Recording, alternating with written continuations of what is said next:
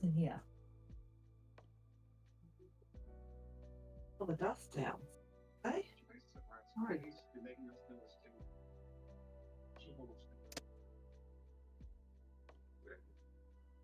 Stable.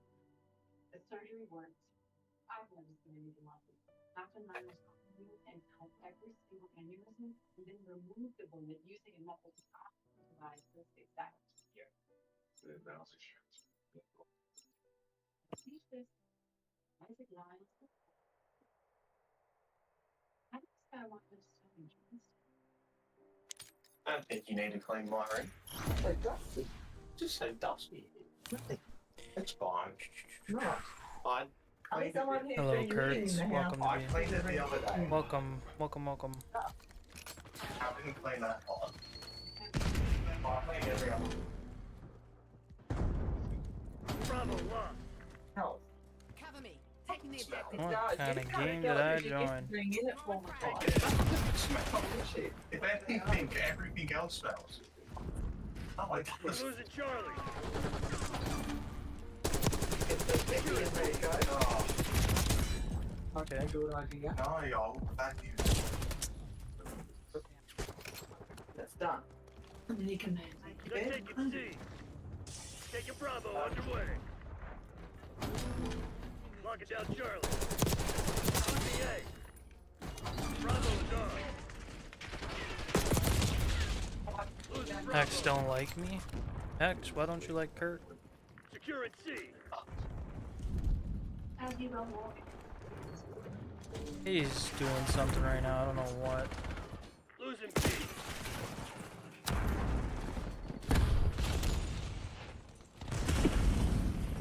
Losing Bravo. Oh. We lost B. Commence counter UAV operation. Enemy PID.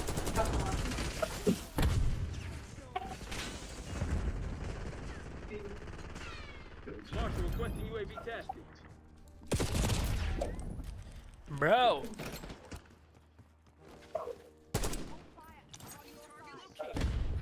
What? We're losing Alpha. Securing Charlie. I don't know this map at all. Oh, why does she need to come at 4? Well, she's working over here. It was at 6. That was ridiculous.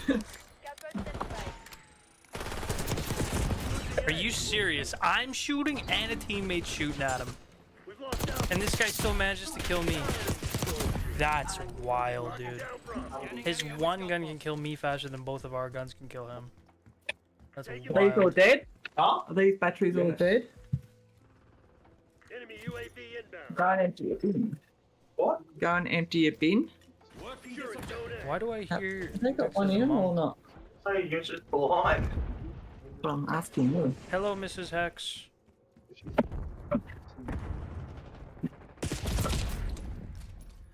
This is fucking insane. I guess the Krieg C isn't the good gun. We're losing Charlie. Take it Dude. Dude. Join a game late. Wow.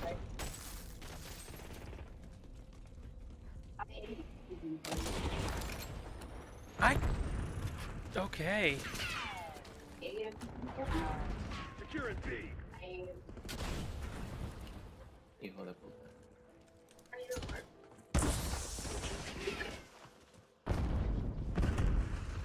Hostile UAV established overhead.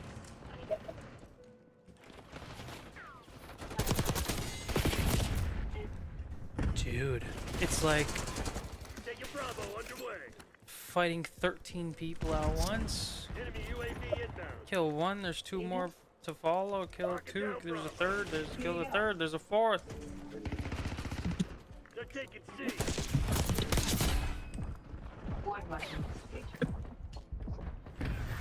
TACOM, get a UAV in the air. Bravo zone secure. Oh, my aim isn't the greatest anymore. TACOM, lock down UAV. But I also play against controller players who don't have to aim. Losing B. Huh? That is dead. Operator established. Jesus What? Christ, this is horrendous. Bravo lost.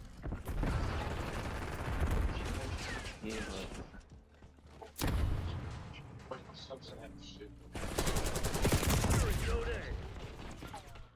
That was 5 bullets. You're telling me this guy shot me with 5 bullets just now? LDR on my mark. I guess so. Hostile UAV established overhead. Later, Kurt.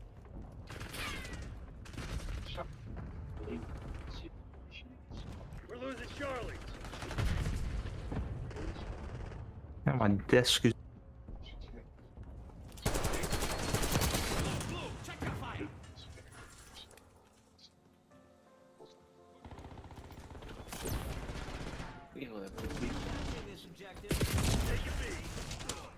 Dying from my spawn.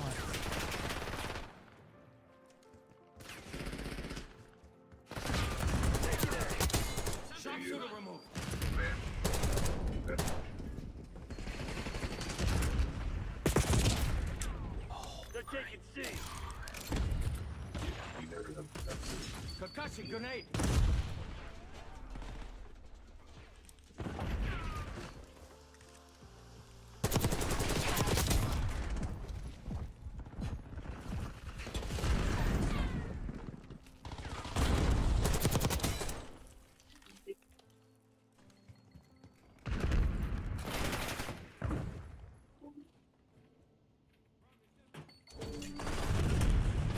Securing B.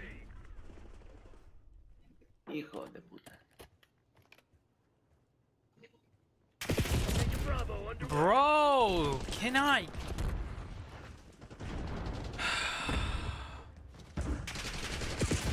We're losing Charlie. Why are we getting spawn traps so hard? All zones lost.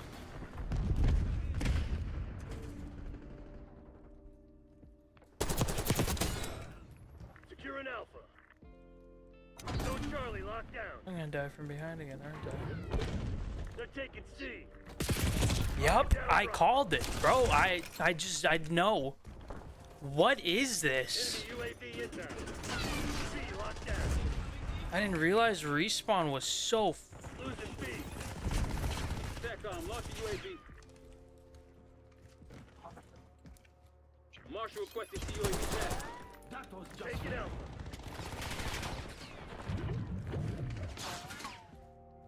Securing Zone A. sending LDR forces. Losing Bravo.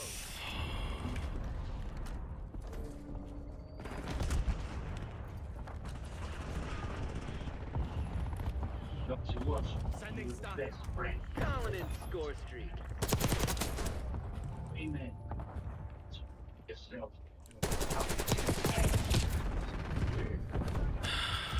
We're losing Charlie.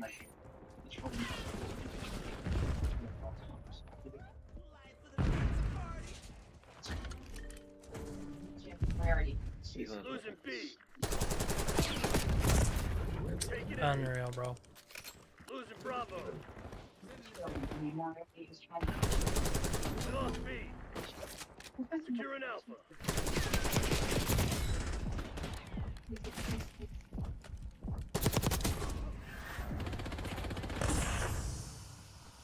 Sending a Semtex. Taking B. Concussion grenade out.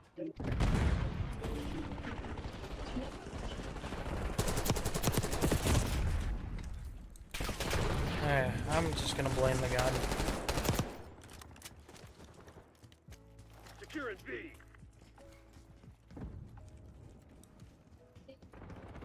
Taking Bravo underway. They're taking C. B secured. Crack thrown.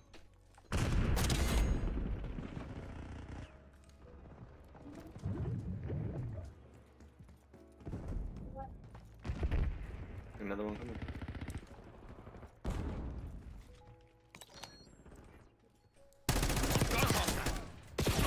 Getting UAV in the air.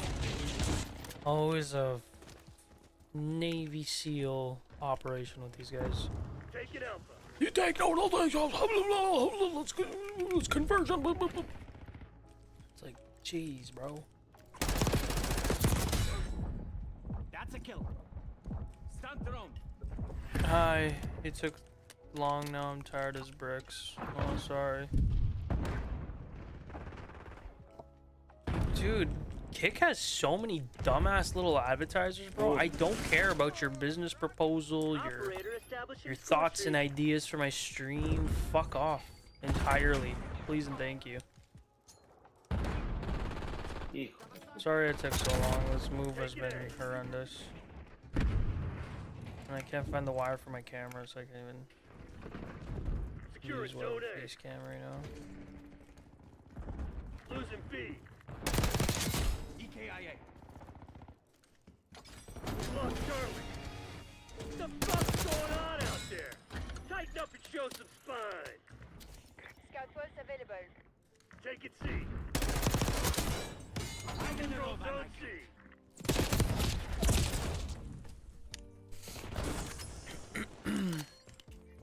I'll be a little more prepared tomorrow and won't be on as late.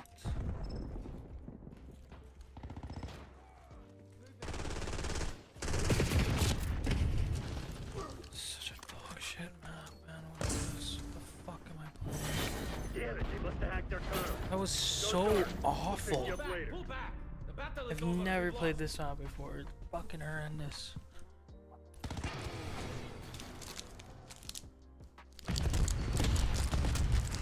Cover me. Taking the objective. Impact grenade. Get down.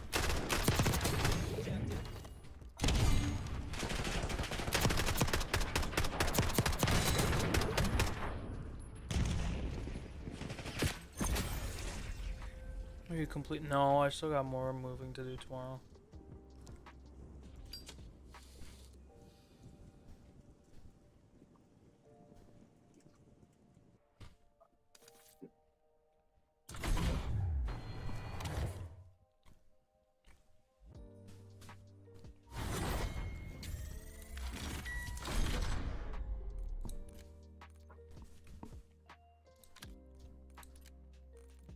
Gotta warm up. Let's take me to search now, please.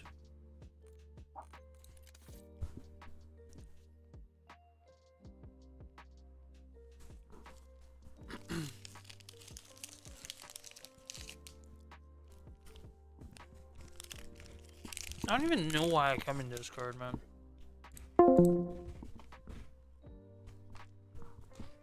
No one talks, no one does anything.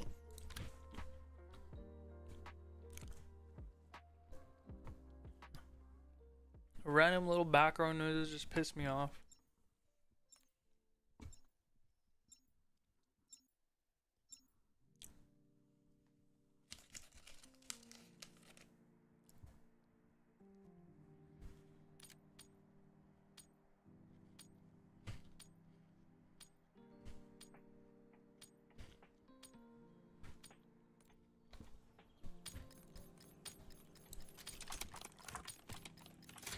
Search and destroy. Work quick and clean. No witnesses.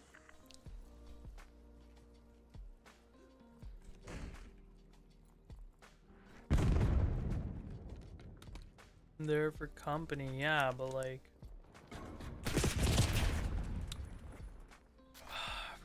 what is this guy peeking? That's why he was like, oh my goodness.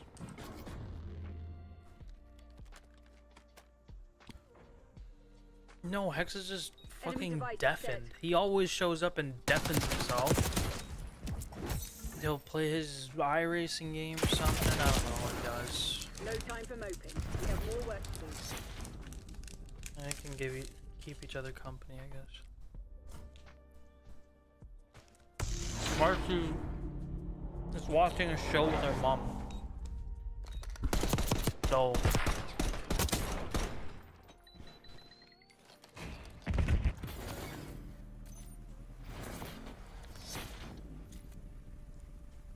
Search and destroy.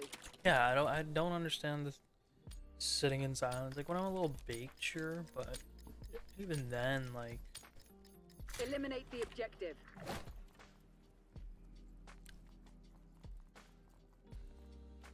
first of all, I dislike that we don't play games together anymore. Like no one's on the same page. Holy.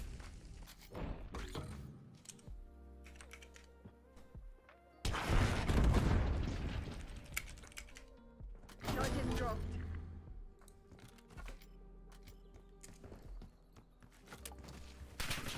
Yeah. It's fun hanging out with you guys. You guys actually talk and interact.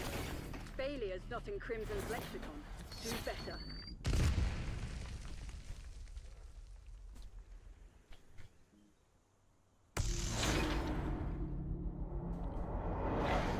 Destination marked. I mean, they're not on at this hour. I mean, Hex is, but he's, like I say, he's just fucking deafened. He's been away from Discord for like 40 minutes already. Destroyed.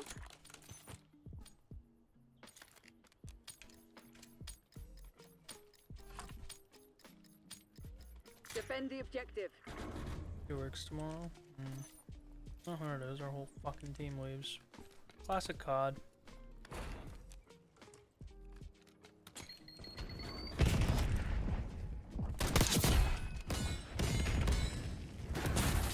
Like, okay, man. Fuck COD. I'm so sick of this shit. Not having anyone to play with is just so fucking lame, bro. No one wants to play anything fun.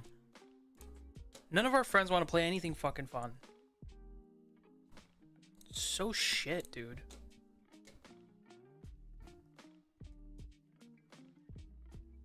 I yearn for the days we would all play Call of Duty and all have a good time.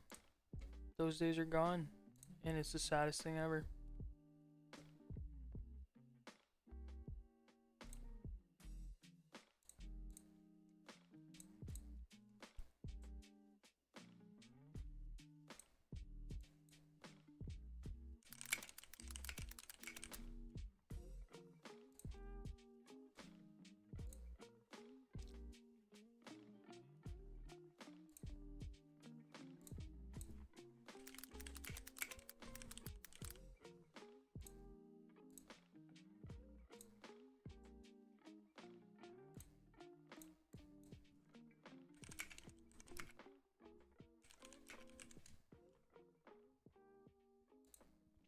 Bernie got a baby. Hex and Nick are weird. Mark is, I don't know, out and hanging with friends, and Tay's playing with me all the time.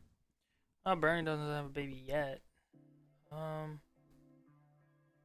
Don't you have old COD friends who aren't Mark and Tay? Yeah, kinda, but they're all like, they all play like ranked and sweat and stuff.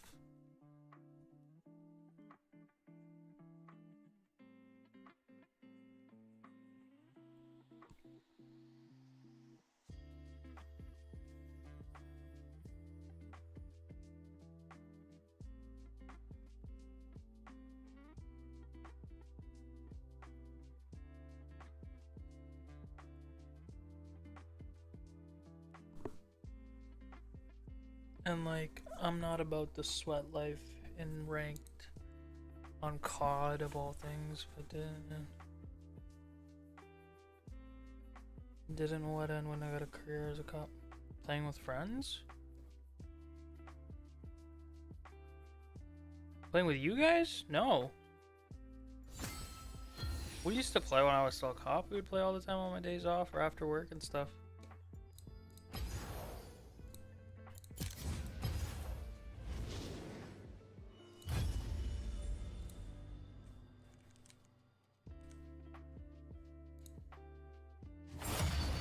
My COD days? Nah, I mean, it's been a while since I've probably like, I don't think I've played COD much in the last year. I only picked it up again like recently. Why is my game volume so loud?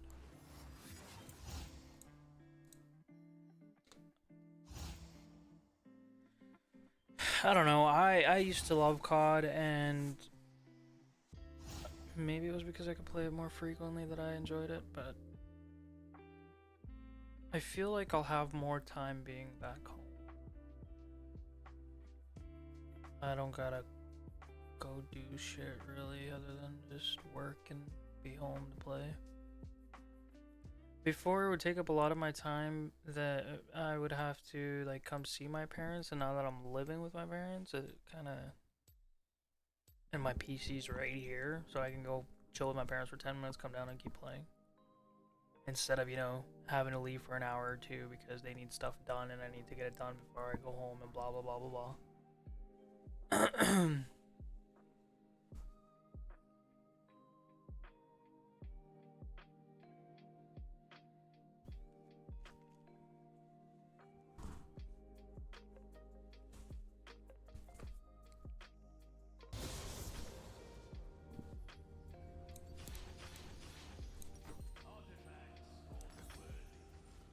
Yeah, so I won't have to leave you guys for hours at a time anymore.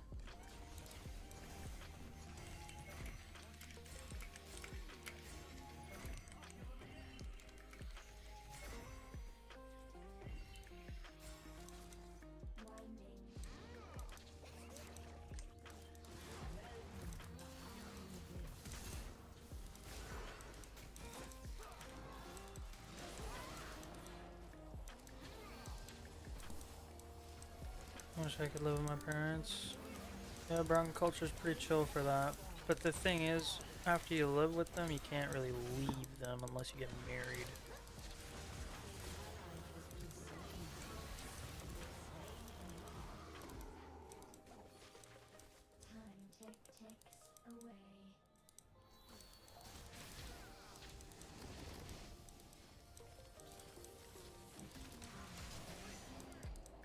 No, of course not. That's one of the big reasons why I actually came back, was so I don't have to pay rent or anything.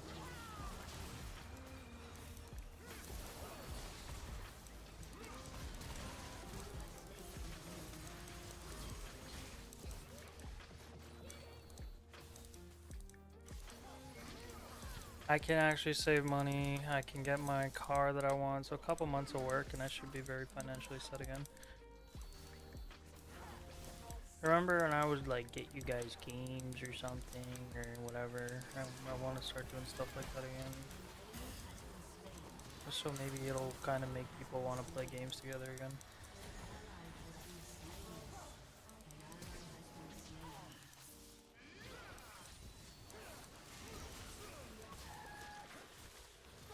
Guarantee there and he lives with me. Make him pay rent, bro. What the hell? What the frick, dude? Mooching is crazy. I know. Don't say the obvious. I know. Don't say the obvious.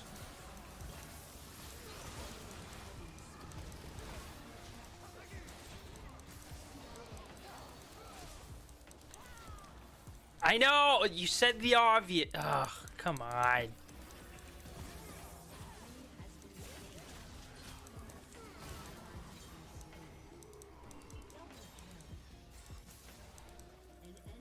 No. I was making a dumb joke.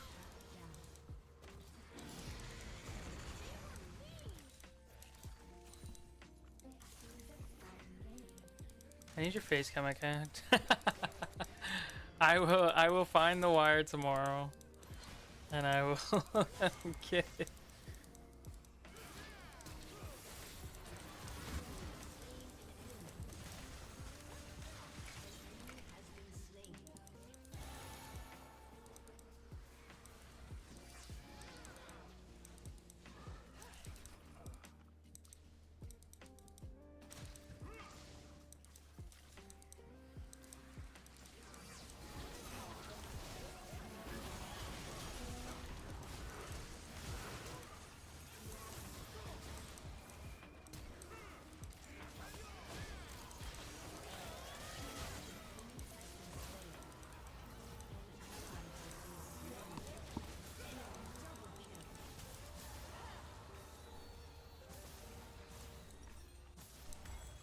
You're so monotone all the time, it's hard to confuse her.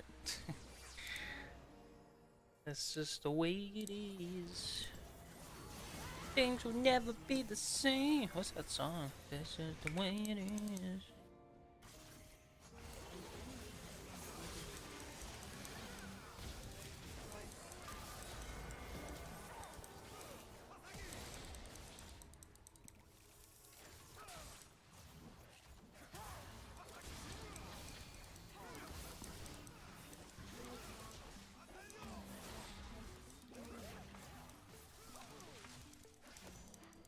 Okay, cultured.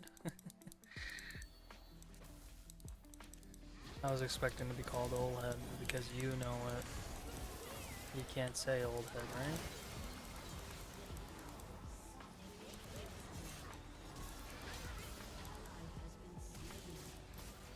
Oh, jeez.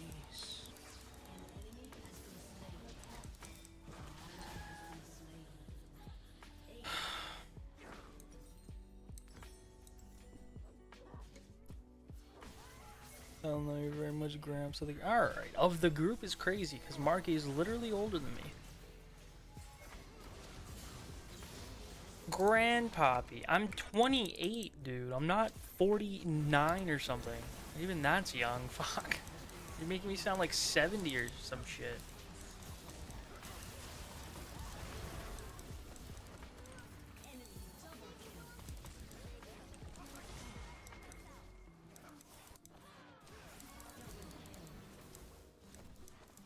Meemaw and Peepaw? Shut up, bro.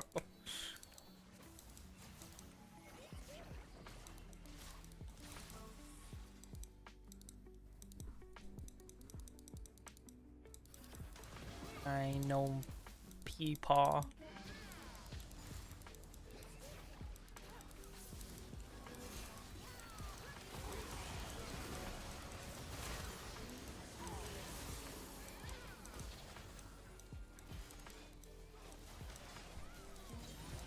You gonna call me old head? No, because you're just gonna be like, you know, you're still older.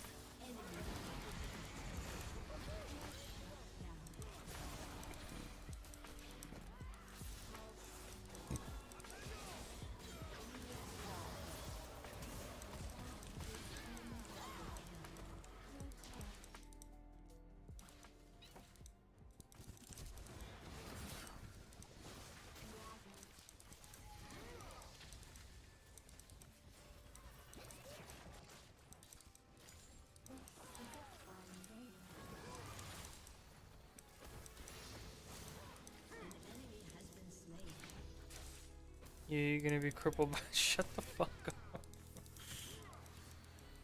How old are you? 22?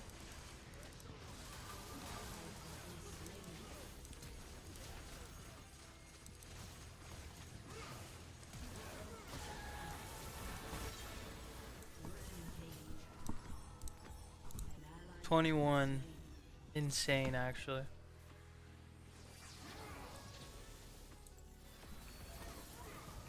I graduated high school 10 years ago today. Not today. Actually. Yeah.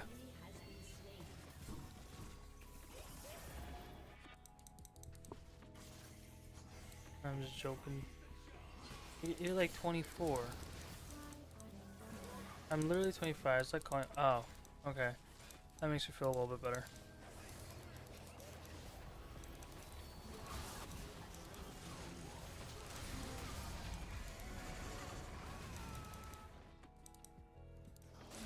February. You didn't say happy birthday? Yes, I did. Actually. I did. Literally did in Discord.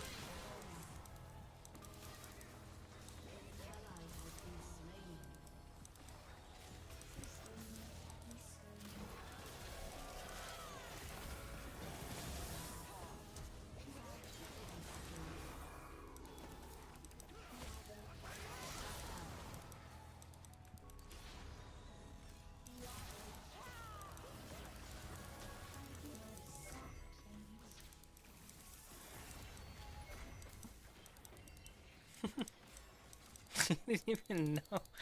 Just accusing me of shit.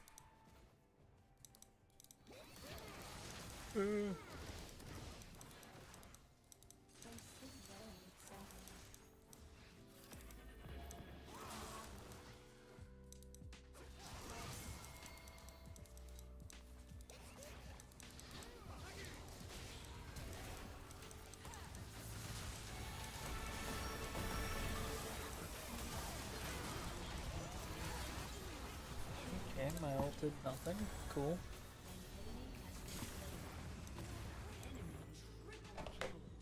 Anyway, so are your plans to get married soon? Yeah. Yeah, that's next step, I guess. I'm kind of, I don't know, the whole concept of it has become very stressful with just everyone. You know, all eyes on me type shit, you know? Will you stop talking to all us? Why would I do that?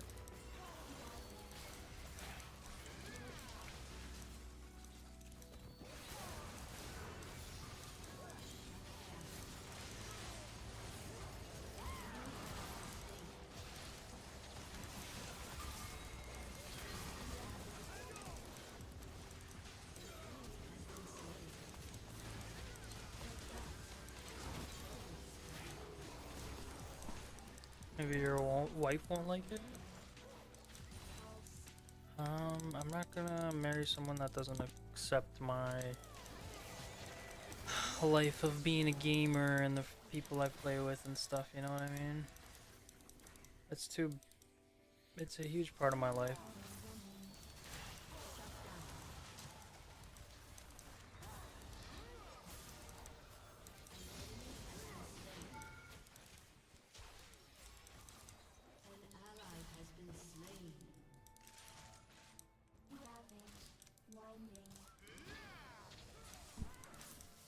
So it won't be arranged? I mean, it might be, but I'm still gonna, like, say yes or no to it.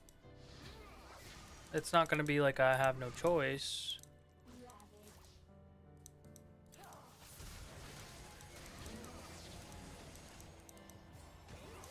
My parents have said before, if I don't want to get married to someone, I just gotta say no.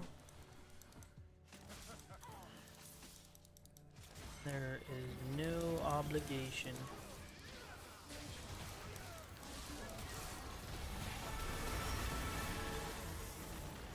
Why is this guy taking no damage? Oh, he's built tank. That's why. Okay, well. I guess we can go and build some burn. Alright, did you block my number again? Probably.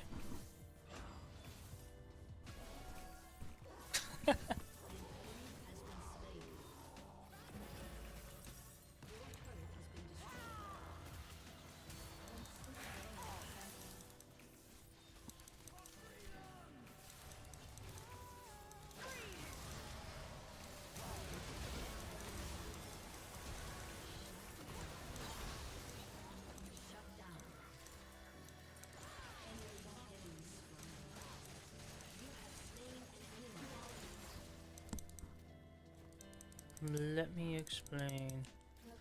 Let me tell you something. Let me tell you something.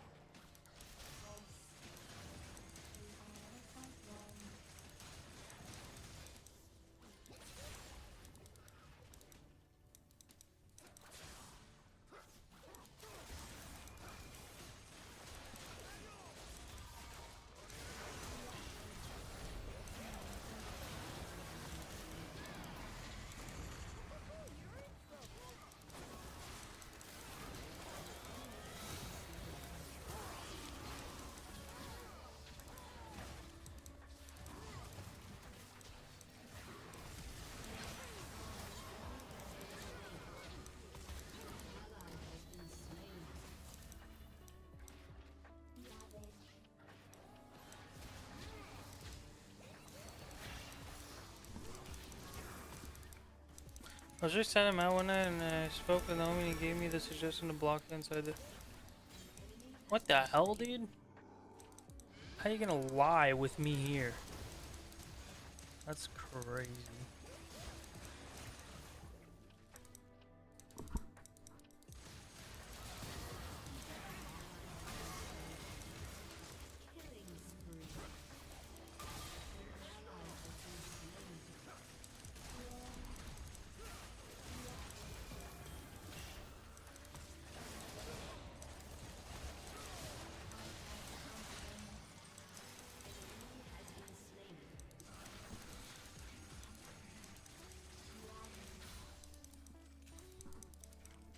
You're such a bad friend. You can't fucking be on my side ever.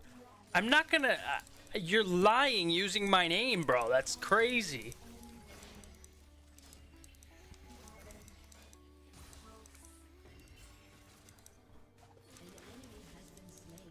a man's man. I'm my own man.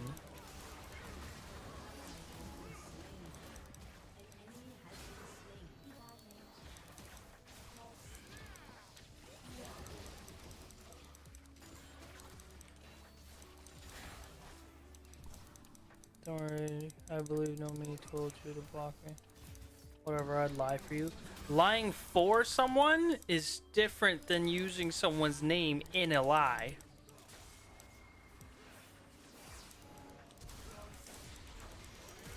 Fuck this dude, bro.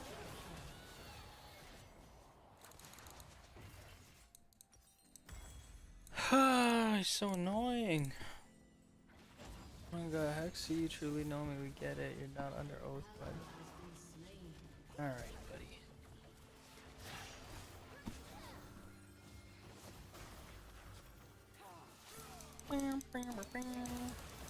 Why would you go in on it? That's crazy work. You're not... Okay. You barely charged that ult. He had ult up again? Holy shit.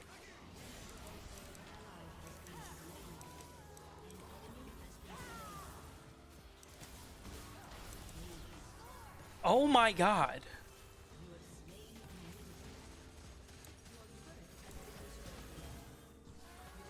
Oh my god. I forgot I don't play League when I stream because you guys stress me out so much. I take everything to heart. FYI.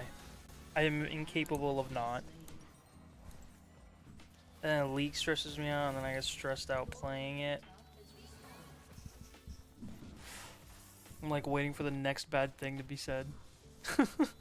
And then I die in game and there's just a double whammy. It's okay, I'm fine. This is just a for fun game mode. I'm just being dramatic. I have a headache. It's been a long day.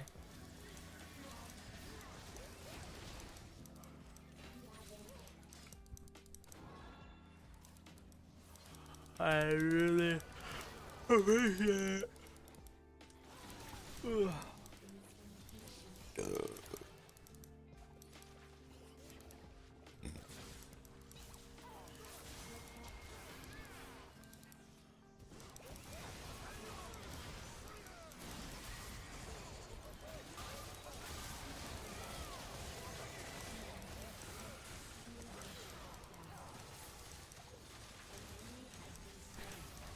ARM is not for fun, ARM is the pinnacle of competitive league.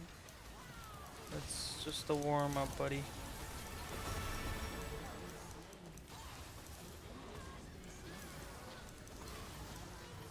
That is crazy work right there.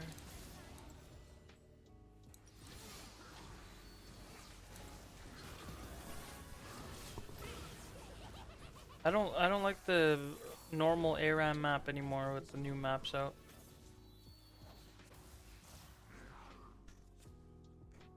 Did anyone build anti-heal? No, this guy's building fucking Zonias for some reason instead of, you know, something useful for everyone. Anti-heal would be great to have. I guess I could build it on my channel.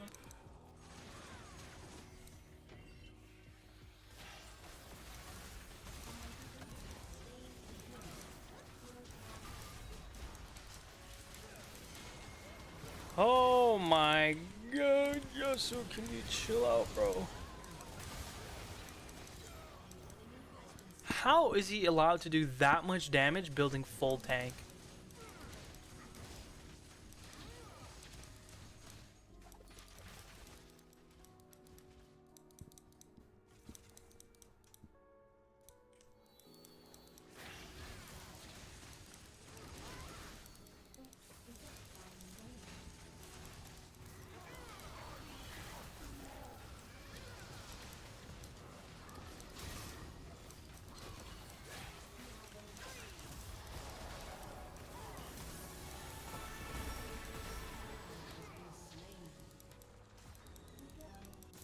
Doesn't have any magic or just other than the treads.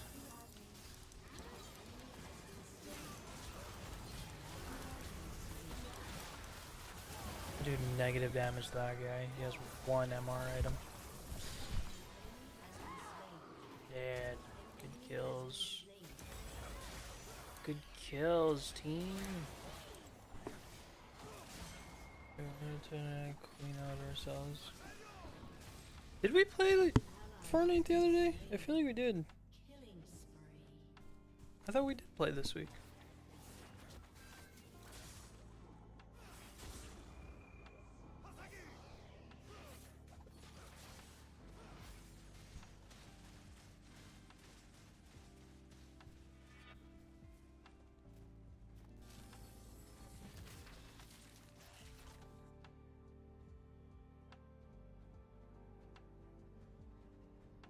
Did you guys know there's a Tinder for Muslims?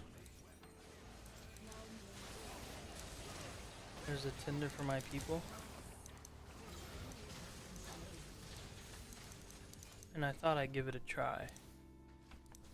Actually, it sounds like when he doesn't play with us for like 3 days. Fair enough.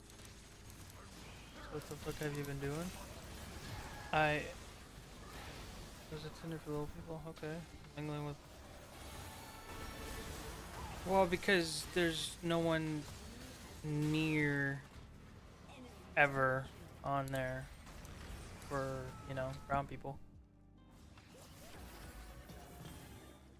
All I got is what's the area, and it's not what I like or what I need.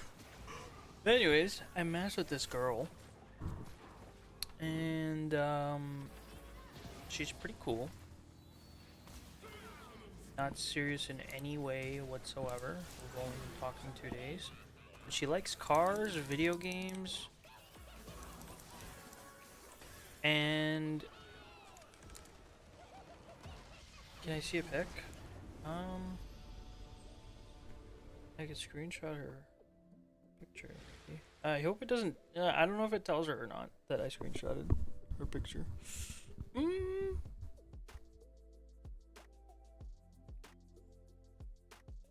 It shouldn't. She likes space and astronomy. She likes cars. She said specifically that she likes watching people play video games.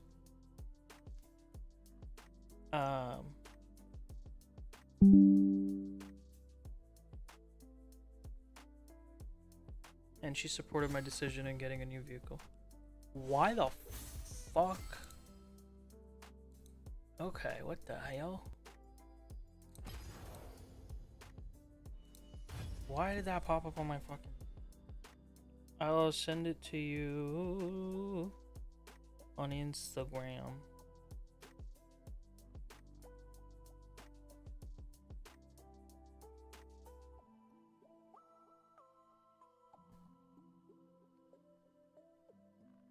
The thing is, I don't know her name because her name on the site thing is just FB, which I don't know what that means. But she's like, you know, like a proper Muslim girl. She wants to get married and have kids and all that. Praise and everything. Was that a sex that just popped up? No, that was the fact. It just said that I took a screenshot and it showed it. I don't know why the hell it does that.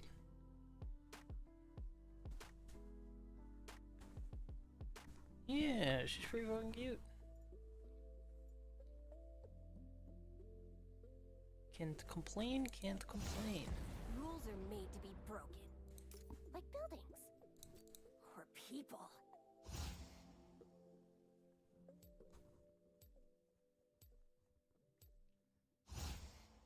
She's very pretty. She lives probably, I want to say like 14, 15 hours away from me. Dude, and she likes everything you like. I know.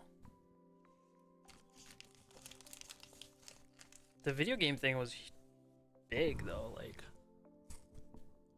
I was not expecting that.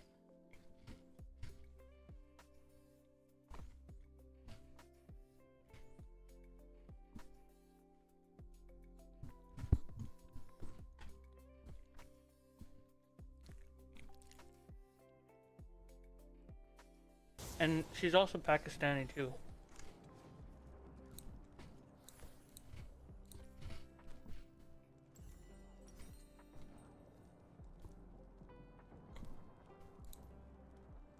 Which makes the cultural shit a lot easier.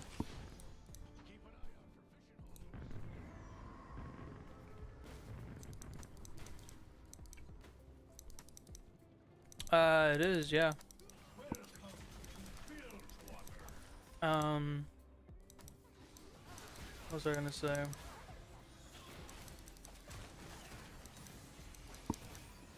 She, fuck, what was I gonna say? Oh yeah, she immigrated here many years ago, pretty much the same as me. Grew up in Canada, wants to marry someone who's also Canadian. Just for the sake of, you know, cultural things. Like, it's easier to be with someone who also grew up in the same country as you. And I was like, damn right, so I agree with that wholeheartedly. Slap yourself in the ass, that's great. That's an expression.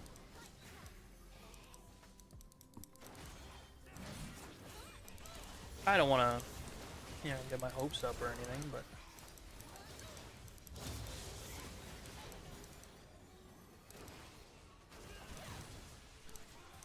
By the way, there's a 5% you will have a message from me in the morning.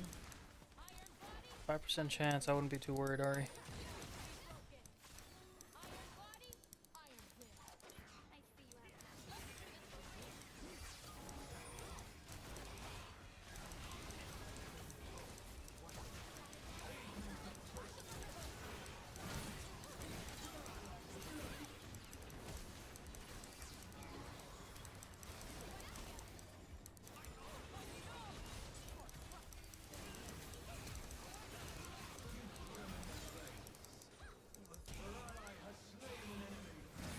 That was weird.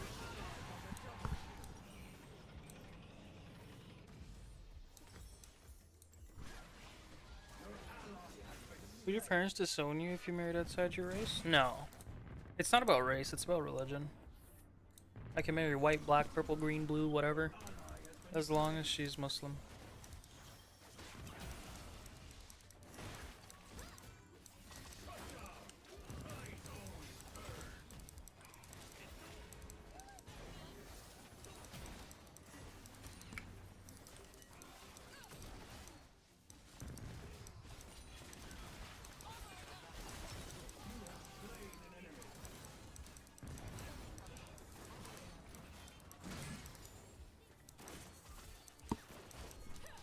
Oh, so you would be disowned if you married a Christian. Even a Christian's okay, because... So, in Islam it said that you can marry anyone who follows one of the 3 books. And the 3 books are the Quran, the Torah, and the Injil. The Injil being the OG Bible. But I don't think there's very many Christians nowadays that follow the Injil because, you know, they don't really know what that is anymore. Luckily he's not gay, so we don't have to worry about him dating Chris. Funny. Good one, buddy. You piece of shit.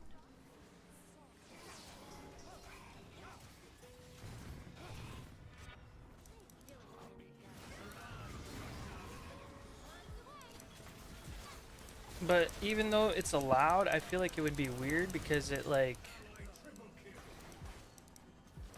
how do you raise your kids, you know? What faith do you get your kids to believe in?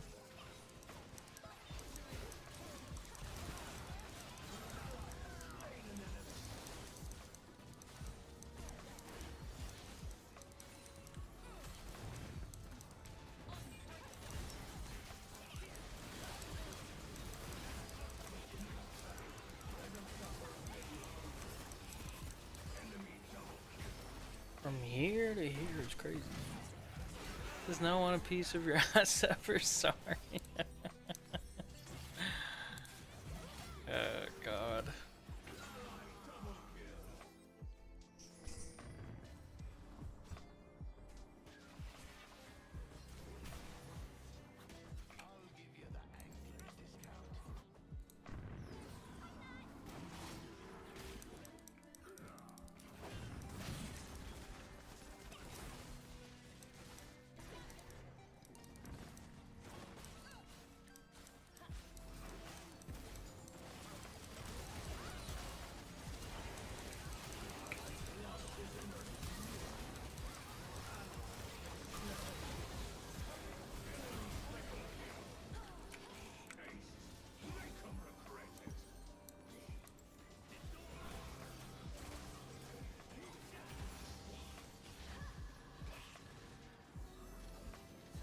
crazy because I didn't grow up religious. I wouldn't even think about teaching my kids anything like that.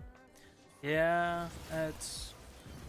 I really want to, and I would. You know, that's not optional for me.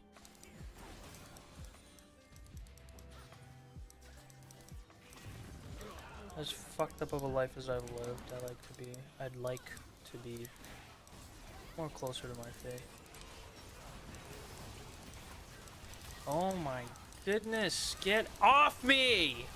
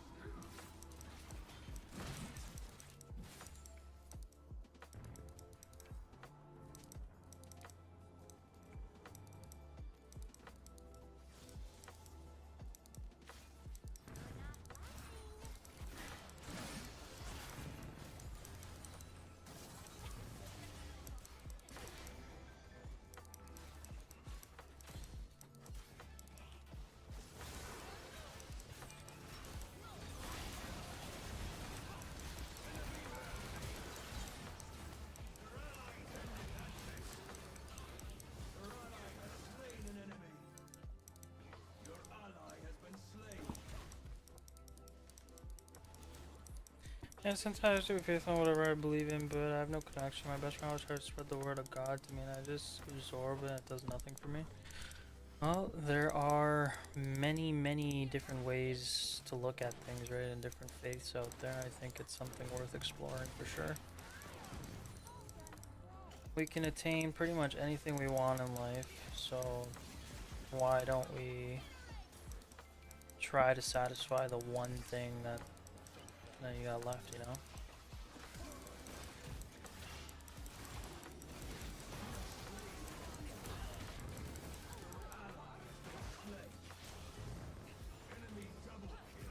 I don't know, I feel like, to me, the way I would describe it is that religion fills a void, I feel, sometimes. You know what I mean? Like,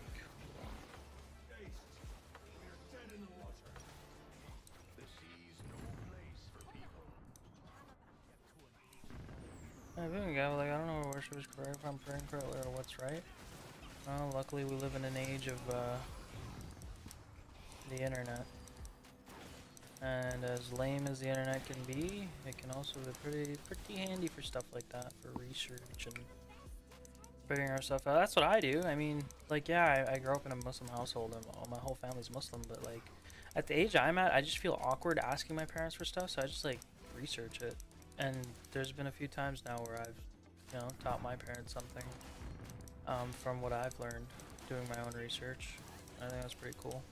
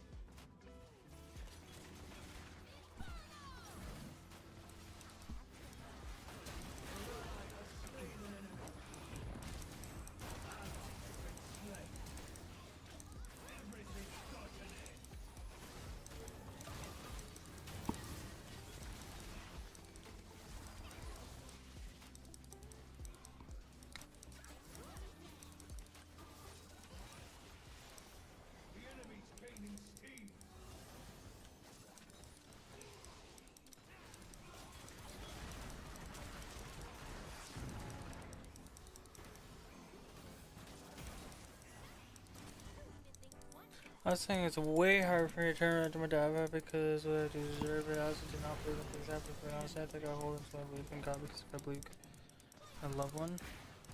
That's fair. I get what you mean. I think it all like kind of stems from. I've had people ask me, they're like, "How do you believe in stuff when you know there's so much bad in the world and people die, your loved ones die, and this and that?" And I'm like, well, everything the way I was taught and most Muslims are taught is everything in life is a test for every single person, and loss is probably one of the greatest tests, as in like the hardest tests that we could have in our lives. It's so hard to overcome. It's so hard to, you know, deal with. Like loss of a loved one, loss of a friend, anything like that. It's such a difficult thing to deal with, and I think, and it's such an inevitable. It's one thing that's promised, right? Death is the only thing in life that you're promised, and it's unavoidable. It's gonna come to everyone. There's this phrase, there's a saying in Islam that every soul will taste death. No matter how great they were, no matter how awesome they were, no matter how, you know, whatever they were, however famous, poor, rich, every soul will face death. Even the souls of the prophets that were sent faced death, you know, their souls tasted death as well. So it's a very unavoidable thing, and in Islam we're taught that it's not the end. It's far from the end, you know. This life isn't everything that we are meant to know or see or experience, or that it's a great big deal. There's so much more after life. Yeah, like fearing death is kind of, you know, pointless in my opinion. Like if you really think about it, it's like if it's gonna happen, it's gonna happen. Like it's not anything that you can, you know, avoid. Whether it happens now, 10 years from now, 50 years from now, tomorrow, there's no avoiding it. There's no avoiding it at all. So fearing it for your whole life, you know, concerned about it for so long, it just doesn't make sense to me. It's a fact of life, the circle of life. You come from the earth, and to it you return. We believe we will return to our creator, you know, and that's what our creator has said.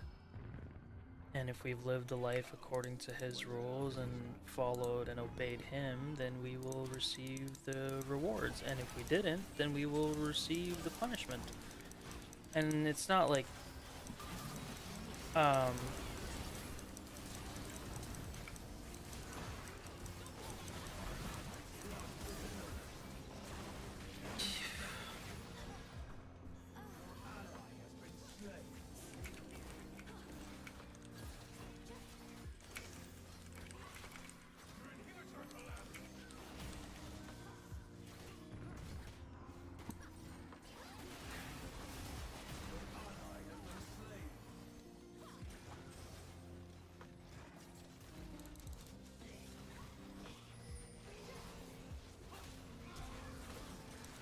I don't know.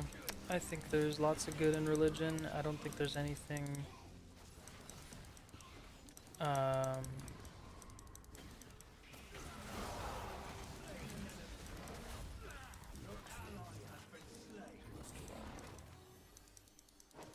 I don't like it when people villainize or hate on religion for little to no reason other than to be edgy. Nothing pisses me off more than that. I like edgy fucking people drive me insane. Like atheists, I should say. People that believe in nothing piss me off. Because it's like, how can you believe in nothing? How can you believe that there's nothing beyond this, or that nothing was... like, we came from nothing and life is nothing? I feel like without religion, there's no meaning to life. Without having some sort of spirituality, without having some sort of belief in something, like what, there's no meaning to life itself. You're making life meaningless by saying that there's nothing. And I don't think anyone can genuinely, I think atheism is like a cool edgy trend. I don't think there's anyone that can genuinely feel that there's nothing, there's no God, there's no, you know, there's no nothing.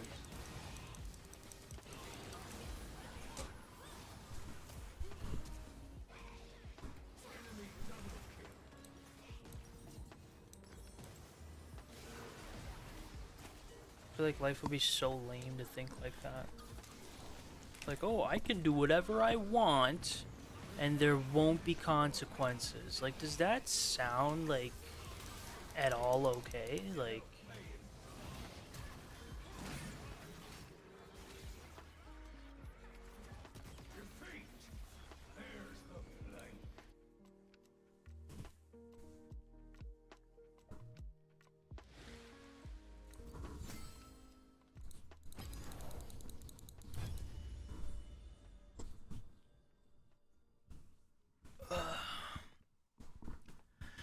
ask him. Be like, how do you live like that?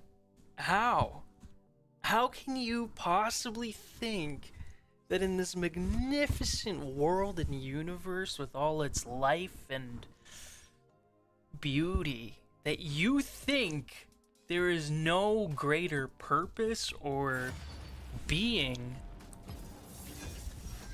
Everything in life that we know is something we've made. You know what I mean? He's a science. Hey, I love science.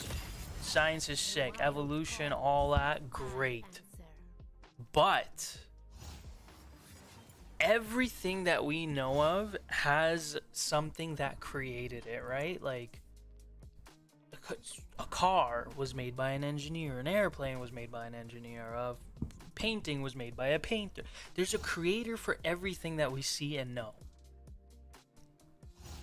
Why is it that when we come to something on a grand scale, like a universe, a planet, a solar system, a civilization, why is it at that point we're like, nope, it just popped up. Nope, it just happened. Just happened by chance. It's crazy to me. The complexity of evolution. People think that if you believe in science, you cannot believe in religion. But religion literally, like Islam itself, talks about space travel. It talks about the speed of light. It talks about gravity. It talks about the stars and the moon and the earth. Everything. The atmosphere. It talks about how plants are... everything.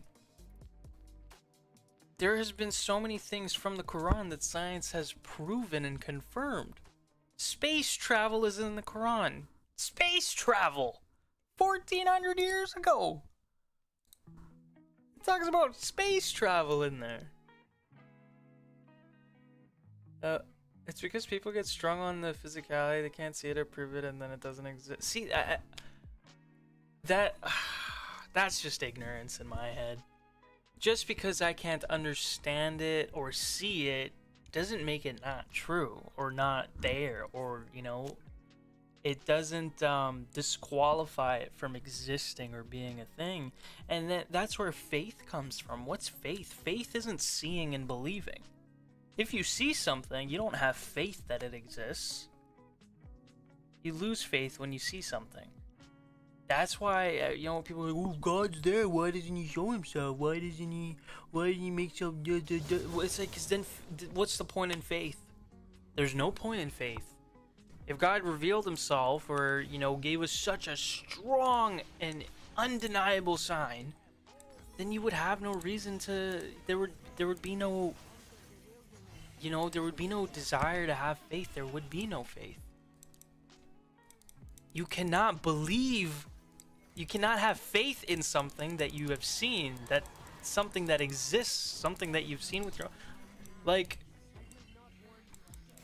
that's what, so that's one of the things for us too on the day of judgment. When everyone is risen from the dead, and all of humanity, all the humans that have ever lived, everyone, when they're all back awake, and you know, we're all gathered to be judged, God brings forth hell itself. Okay, so we call hell Jahannam. Okay, so Jahannam is hell for us, and God has Jahannam appear in front of humanity.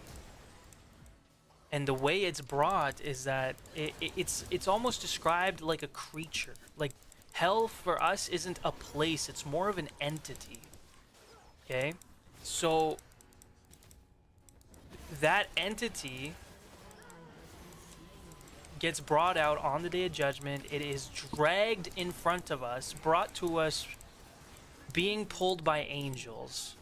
So hell is bound by 70,000 chains, and each of those 70,000 chains has 70,000 angels on it that are pulling it. They're pulling it towards everyone. Right? So everyone, it's no one, it's not like a, hey, you're going to hell. It's just, it's the first time that hell sees a human being, right? Because we don't believe that anyone is right now in hell or in heaven or anything like that. We believe that everyone is in their grave, and they are waiting until they are risen again for the Day of Judgment, and that's when they'll be judged, and that's when, you know, their fate will be decided. So hell gets dragged forward in front of humanity.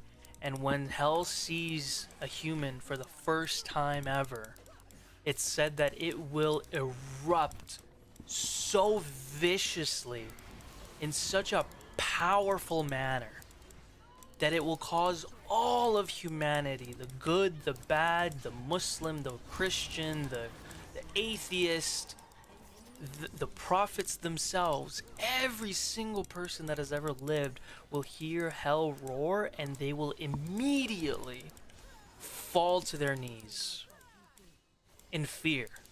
They will immediately fall to their knees in fear, and they will all prostrate, right? They will all bow down, because in fear. They will bow down in fear. And that's when God will say, get up. Okay? God will say to humanity, get up. Stand up. He'll say, today is not the day for worship. Today is not the day for worship. It's not the day for forgiveness. Today is the day of judgment. That's what God's response will be when all of humanity falls to its knees, as hell is being brought up. And the reason God will say that is because you can't believe and prostrate to me now that you've seen hell itself. You cannot have faith, you cannot believe after seeing, because believing after seeing isn't truly believing. So everyone will be told to stand up. So, like, believing without having a very obvious, you know, sign, or witnessing, you know, like a giant face in the sky saying, hey, I'm God, what's up? It's all a test. It's a test of your faith. It's a test of whether or not you believe, so that when you die and you were good and you did believe and you did, you know, experience faith in life, you will be rewarded for that, and you will be rewarded so immensely. Like, our human mind is incapable of processing how incredible the rewards of the afterlife are. Like, we can't even there's descriptions of what heaven looks like and what's in heaven. You know, there's rivers of wine and milk and honey. There's beautiful people there. Everyone there is just incredibly gorgeous. Everyone's the age of 30. All this. There's a huge list of things that describe heaven, and it's so hard to like think about and like kind of, you know, be like, oh, that's what it's about. Like our human mind just cannot comprehend it. And God made it that way, right? Like he made it that way so that, like I said, to show that we have faith. Dodging seems to be a weak spot here. Sorry, I kind of went on a little bit of a ramble there. I love discussing religion and like learning why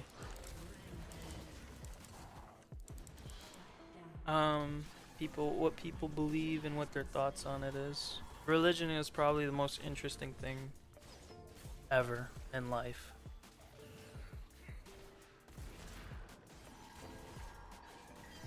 There's so many different kinds of religions. There's so many different, you know, opinions on it. And is it enough to just say you have faith and pray from time to time, or do you have certain criteria to go to heaven? I'm talking like being a normal human being who does not do heinous crimes, just living a mundane life. So there are the faith is about like what for Islam, for example, I can only speak on Islam because that's all I know, right? For us, there are rules we have to live by, you know. Just even Christianity shares a lot of rules with Islam.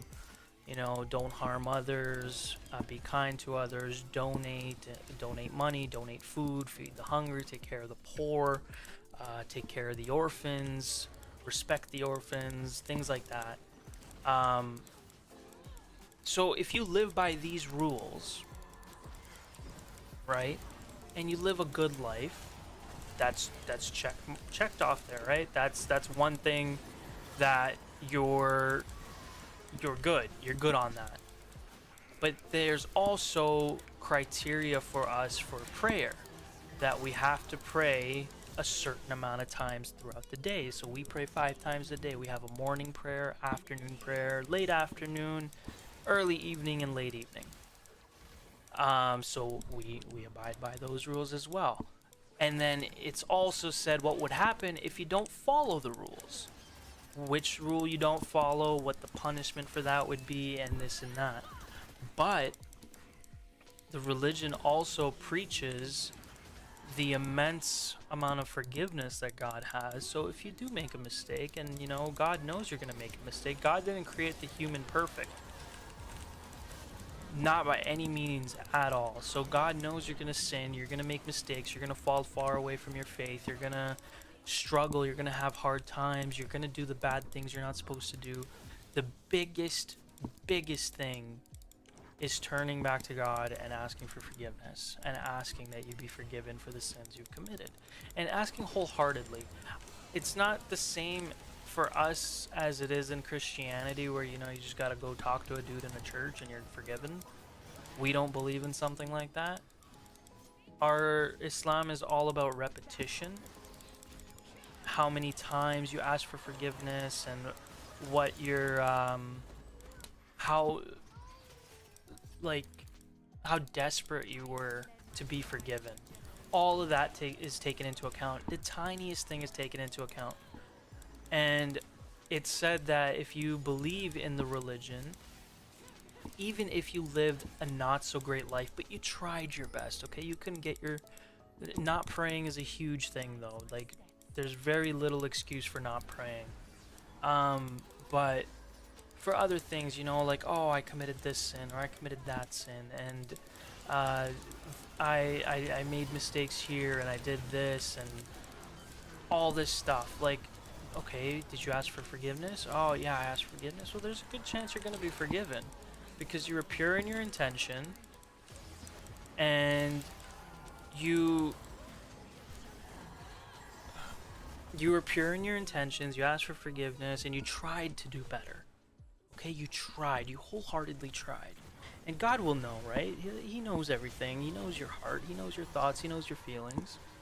You put in full effort, then, you know, He'll forgive you. He'll forgive you for what you did.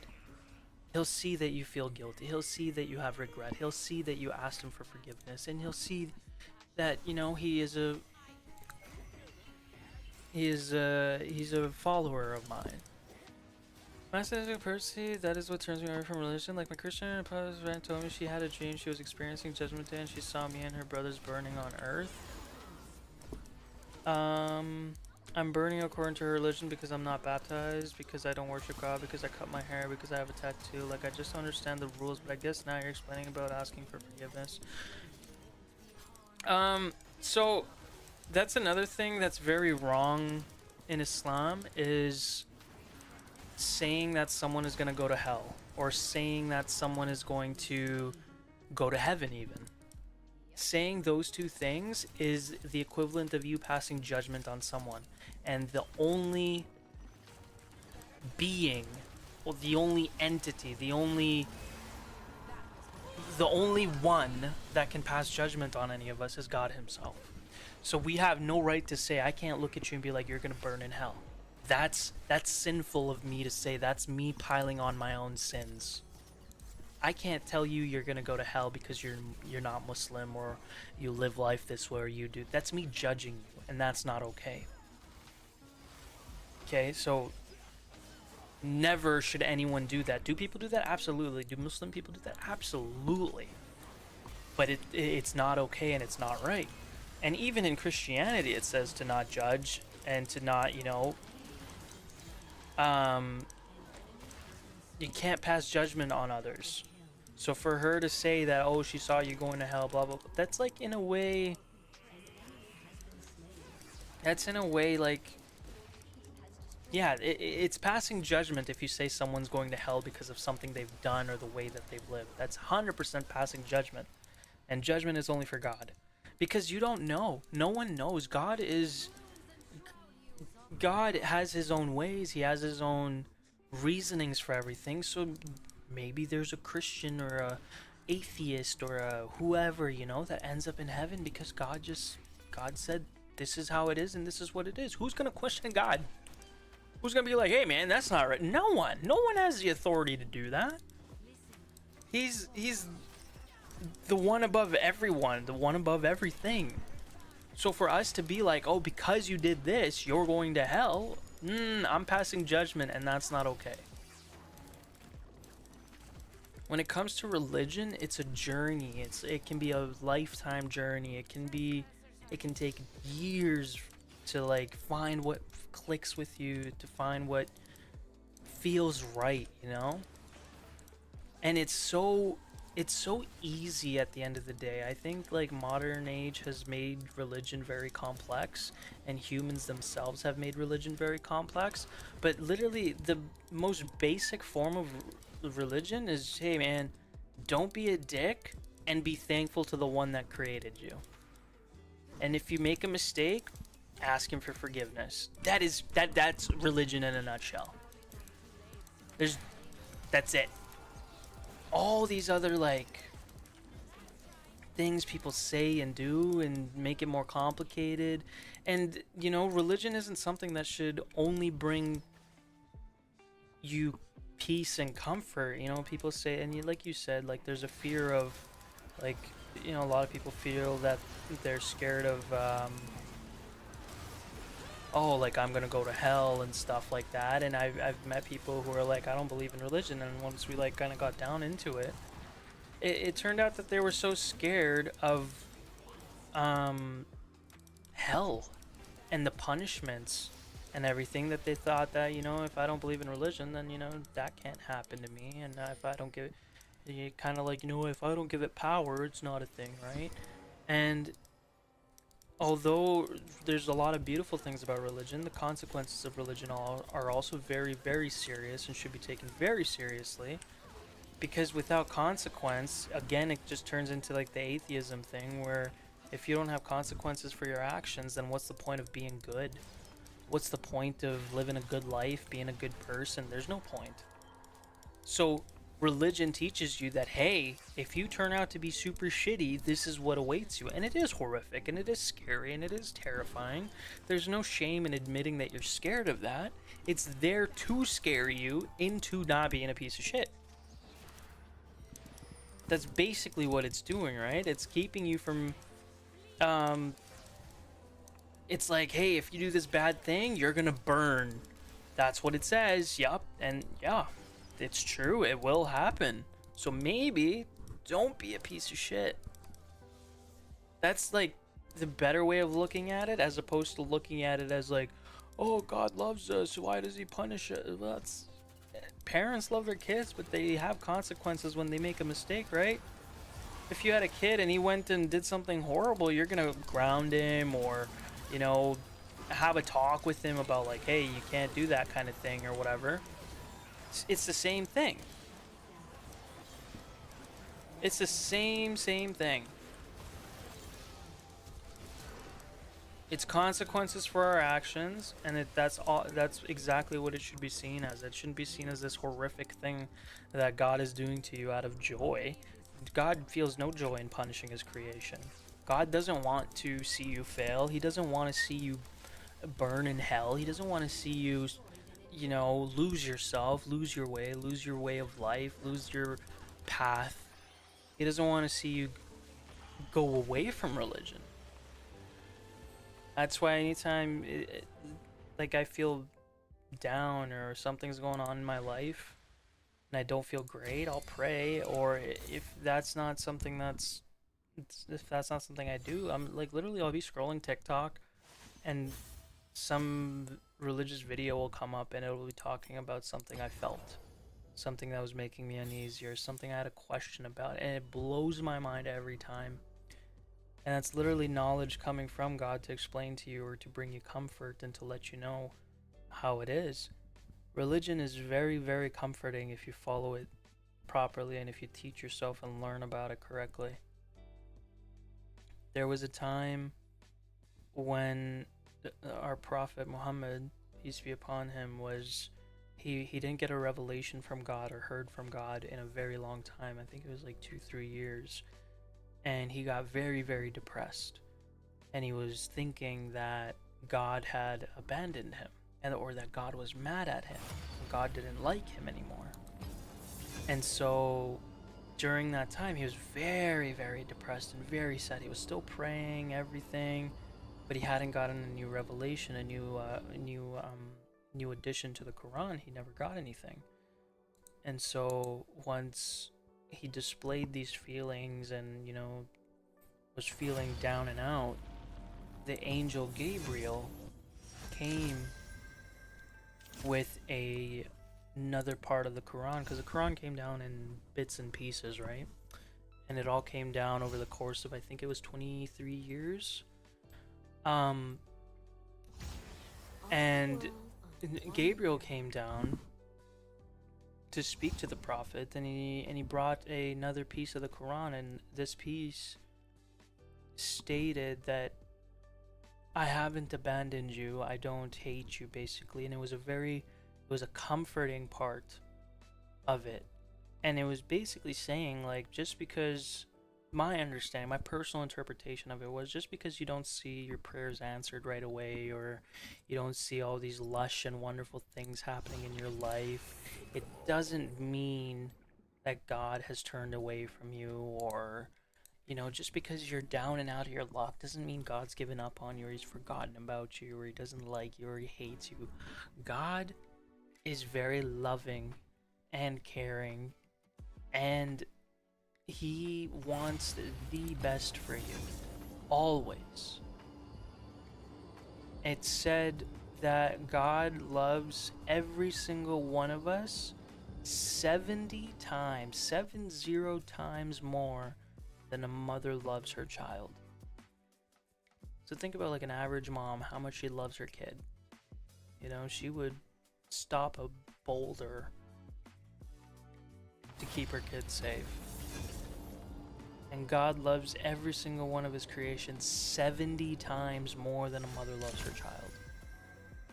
I can't even in my brain quantify how much love that is. So for anyone to tell me that God is all evil and all this and all that, after hearing something like that, I just can't believe it. I can't believe that, you know, it's so hard or this and that. I can't believe that it's that God is hateful or wants to see you fail or doesn't care about you or anything like that. It's just, it doesn't sit right with me in my brain. There's just no way. So if I make a mistake, I go and ask for forgiveness. If I make that same mistake 1,000 times, but I'm trying to let go of that sin or trying to make myself better. I'm just having a hard time.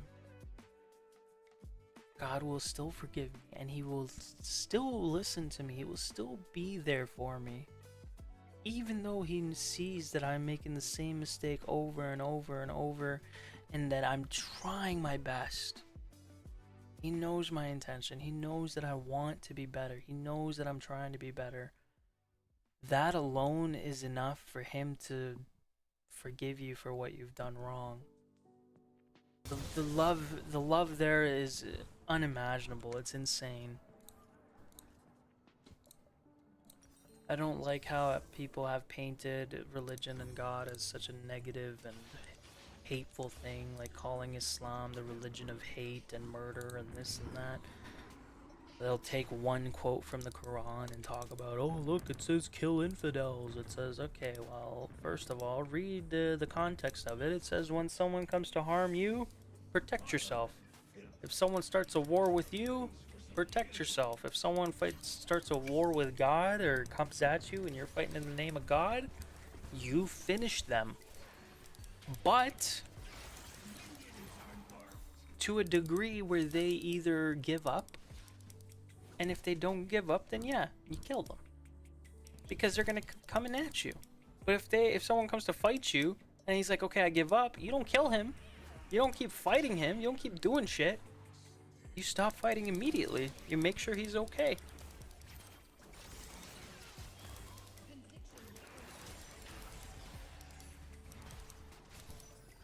Jihad this, jihad that. Jihad, the term jihad also means to spread religion, but not with force or hate or war and murder. It means, it literally just, like if I went door to door talking about God, that's me doing jihad. That's it. So what what Christians do is exactly that.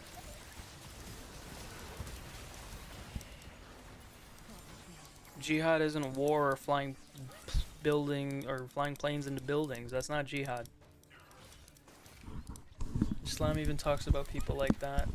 It says that there's followers amongst you that will cause a lot of corruption and destruction, and they will not be good people. They will think they're good.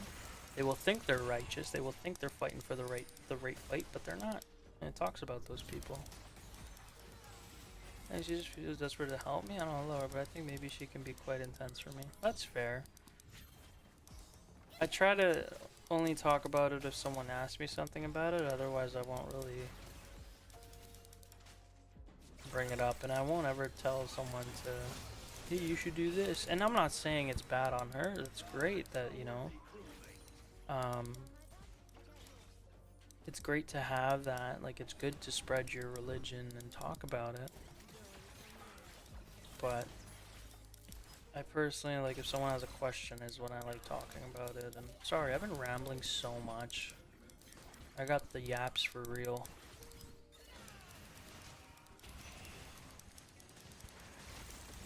Do you have work tomorrow or you're off, eh? It's only Tay that has work?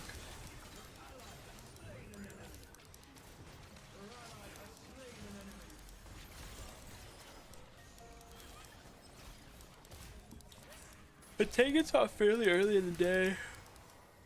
Maybe by the time you guys are all on, I'll be getting on.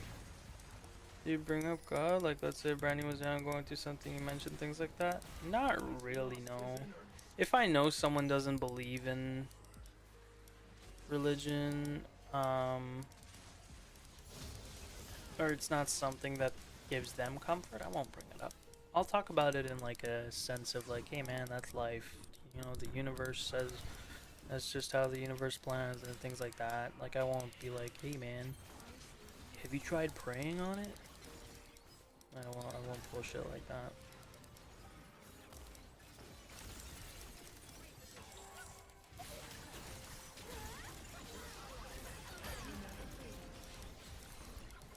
Staying out with my religious bestie.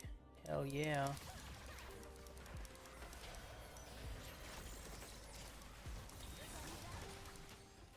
So weird to be at 2 works on a Saturday. I'll try to be done everything I can. I gotta do tomorrow for like my move and stuff, so I can hop on.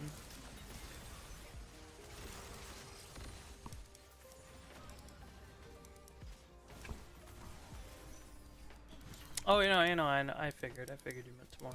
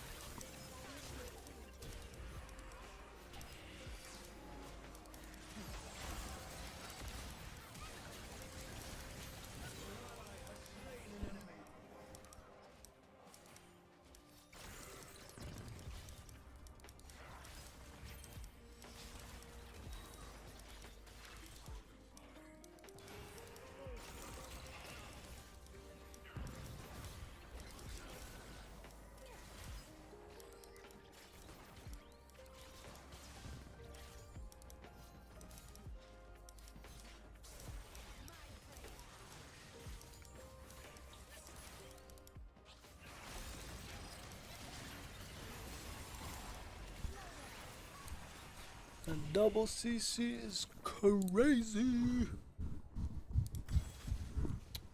I still love hearing about it. I'm very I think I believe in sometimes I'm so well. I talk to people who are so sure about what they believe in. It's interesting and really isn't much different than what I heard from her. Yeah, I find a lot of peace in religion.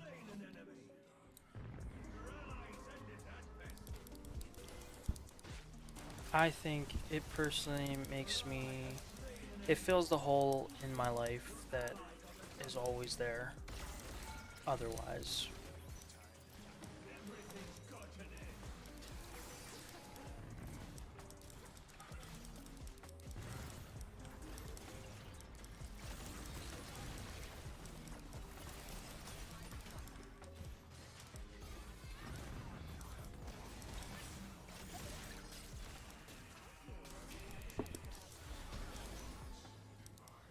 I think that's why a lot of people who have everything and still aren't very happy with themselves or life, I think that's something they're missing.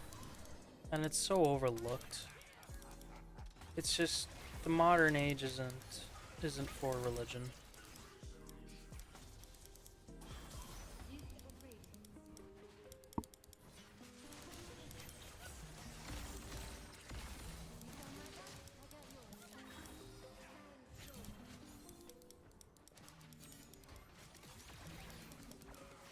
People try to fill the void with other things, drugs, booze, bitches. And it never works, funny enough. Never works. It's crazy.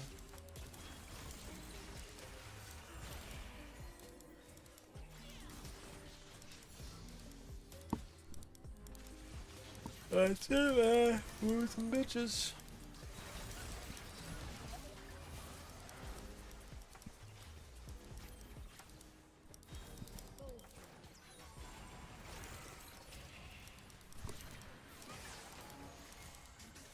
Or people spend money and they go on vacations and all the generic shit people who travel say, oh, I'm trying to find myself. What the fuck does that even mean, bro? Trying to find yourself?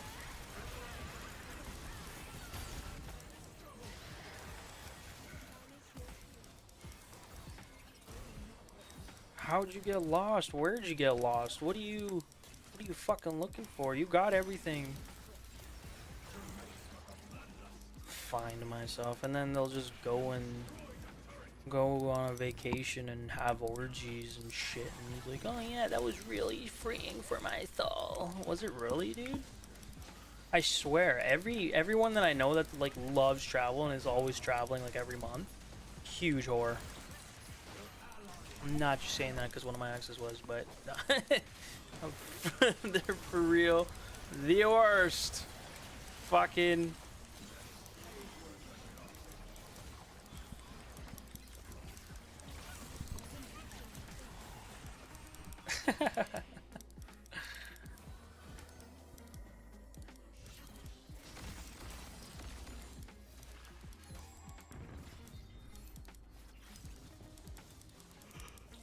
Typos make me feel like a fucking idiot. I get it. It's okay, this is a typo safe space.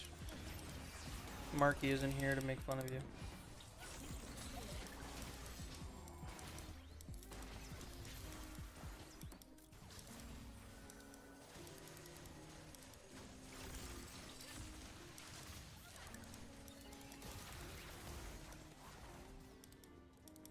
Mark would never. I feel like she's the only one that picks on typos.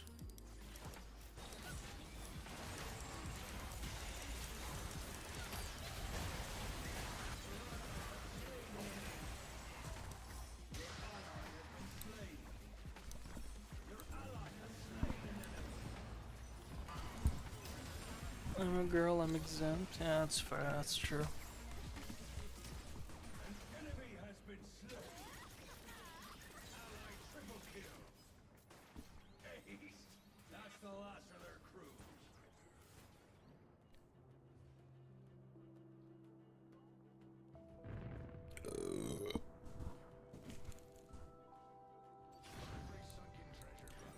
Well, hopefully our friends are more available tomorrow for video games. I feel like we need to find another game that we all could play and enjoy. I don't know what though.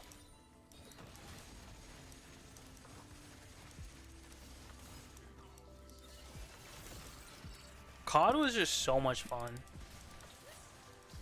I get a salary for this. Yeah, man, you'll get an extra entry in my $100 giveaway at 1,000 followers. Zombies would be sick. I miss games like Left 4 Dead and shit like that. Those games are fucking cool. A survival game with the homies, like a real survival game. I was just gonna win that anyway. Yeah, you and Brandy both.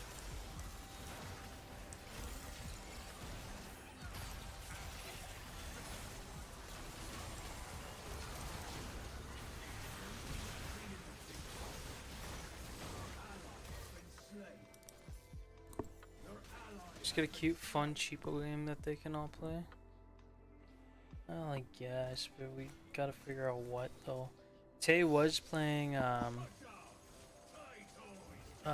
was it, Little Spaces or something? It's about like decorating and stuff. I think a game like,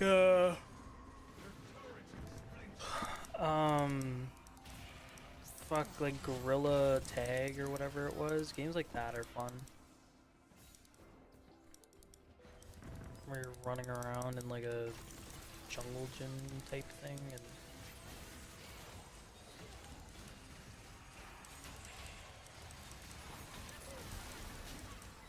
jeez, what's that?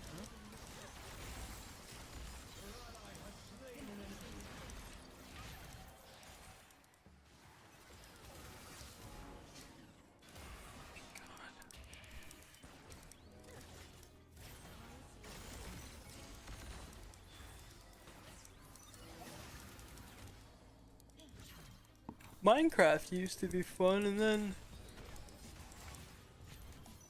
Peak. I have not heard of it. What's it about?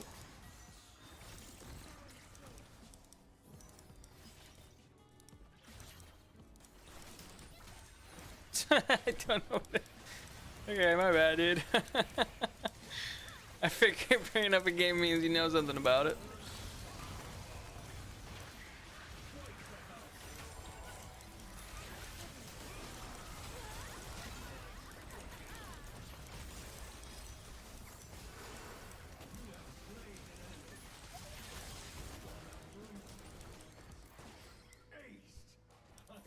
Oh, climbing in where the side was like, oh, that one. I think I saw clips of it where you're like this little guy and you're climbing shit, and you can fall off.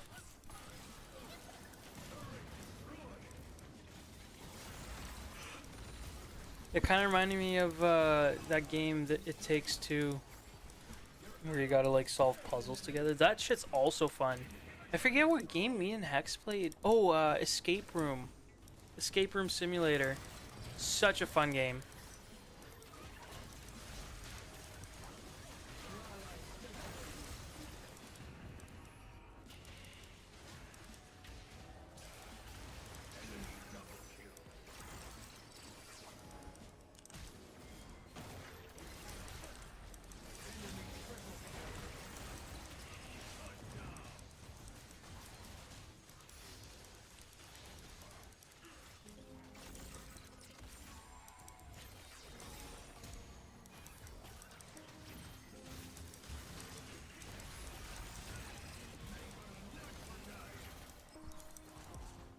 You just need to drag Mark back to her PC. Taylor will be down.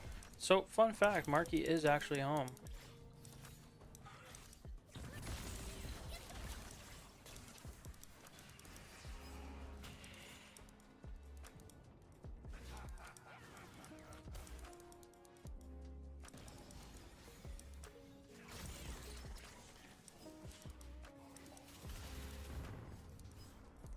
Yeah, she's still sitting alone in Discord. I don't know where she went. I joined Dusk and she was already AFK.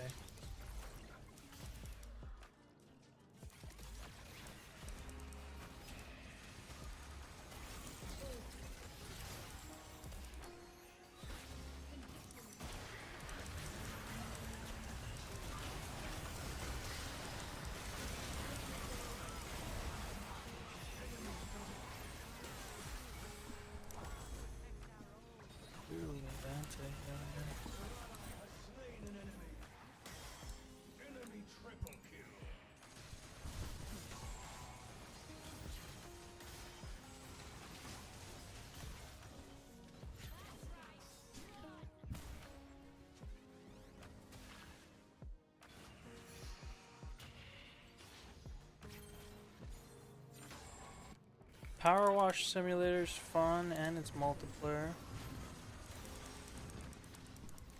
Yeah, Minecraft should pretty much it. And I enjoyed Minecraft. It was cool playing, but then I wouldn't play for like, because all our friends are fucking jobless freaks, and it would just, I'd start with them day one, where you know working with cobblestone, and then fucking I come back to play again. These guys are like, I found 32 diamonds today, and I'm like, okay, well this isn't fun for me anymore. Like, oh, we'll give you stuff. I'm like, well that's not fun.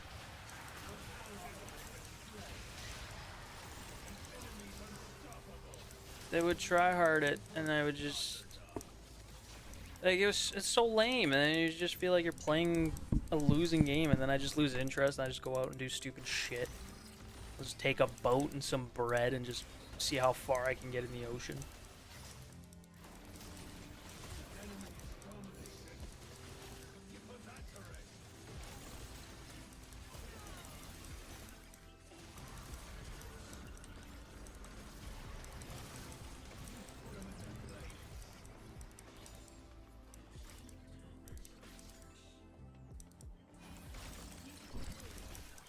Yeah, I was so mad you and Brandon went to fight the Ender Dragon last time we all played together. I was supposed to be there. I did. So in that one, I didn't even do anything, cause they were ahead of me again. So I was like, okay, like they just gave me shit to fucking fight with. I was like, all right. That's what I mean, it's so lame. I miss when me and my buddies used to play, because we would all only hop on together. I guess like if I make a server, then that way whenever I'm on, because I'm like the one that works all the fucking time, that would maybe regulate things. But then you guys would be like all off and I'm working. You'd be like, oh, I wish you could fucking play fucking Norman, man, quit your job. So that has to be some, maybe Brandon? I don't know. Definitely can't be Hex, Mark, or Nick. Those fuckers. Nick's done school in a week, so he's just gonna be on video games 24/7.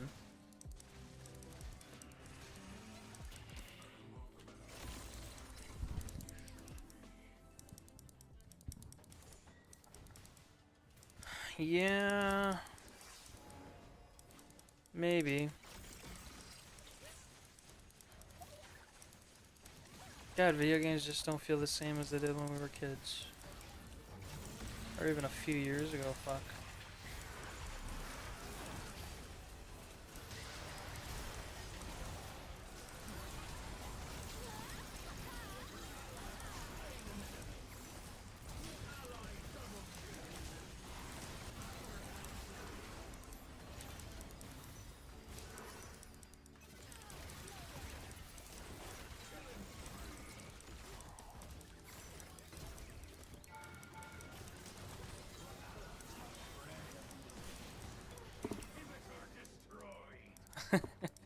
What a crash, I don't like being old as bricks.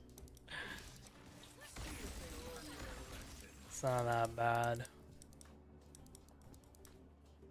I mean, it's nice being old enough to buy whatever game you want, even though you don't find a game you like.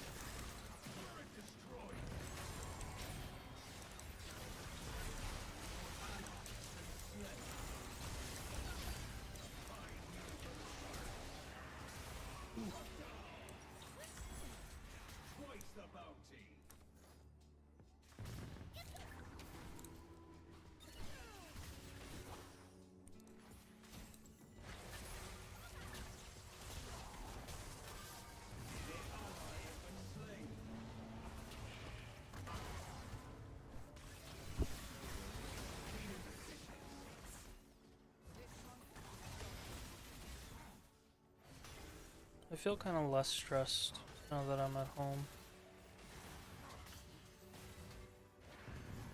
I think the only thing that really stressed me about not being home was because crazy bitch knew where I lived at a friend's house. I was always like worried she was gonna pull up or something. And she knows where my parents live, but she doesn't have the balls to pull up here. Still texts me every now and again talking about how she's gonna kill herself.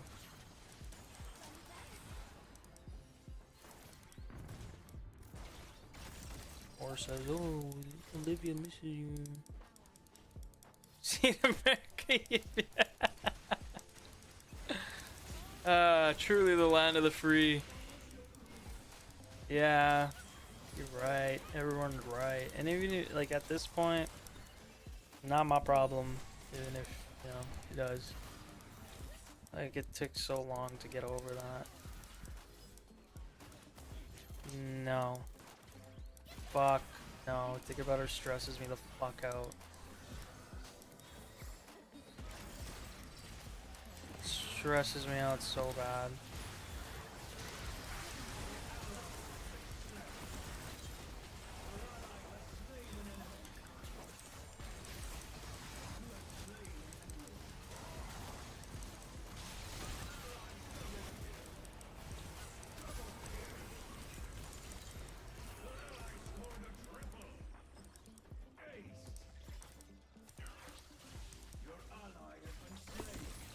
Anything about the kid? I mean, here and there, I guess. But my nieces kind of cure my need for seeing the kid. Really good kid.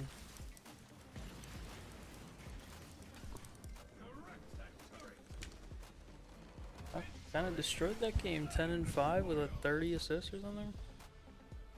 42? No, 24. I don't even know who on my team did get. These guys deserve it. Is your header on your Twitter her? My header on my Twitter? What? Let me take a look.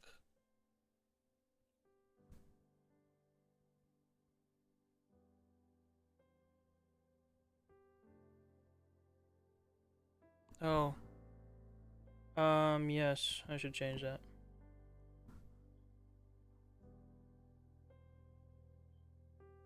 That's from when times were not bad. Then times got really bad really quick.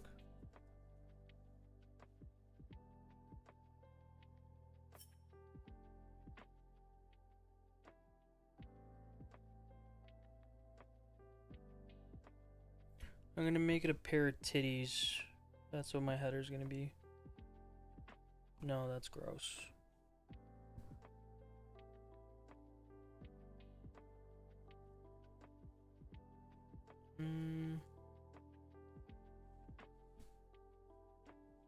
Ah, this one's good.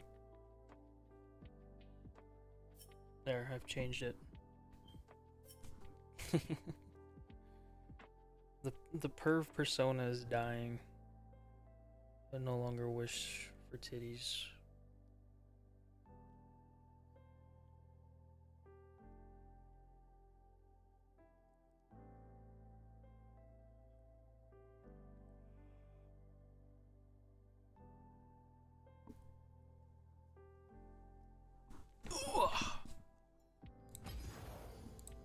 Okay, 2 games of ARAM is a good warm-up.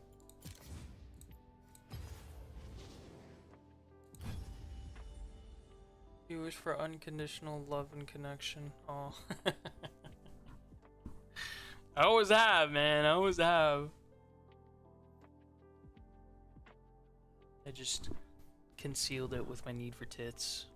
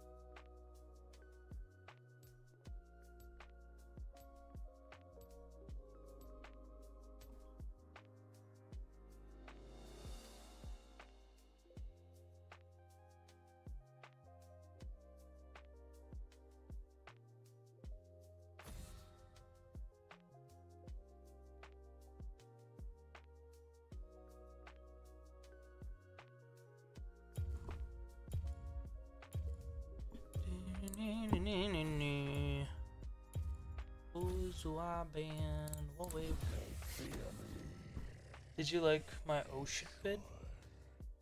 Ocean vid. Which ocean vid are you talking about? The one he sent in the group chat? Hold on. I need to re-jog my memory.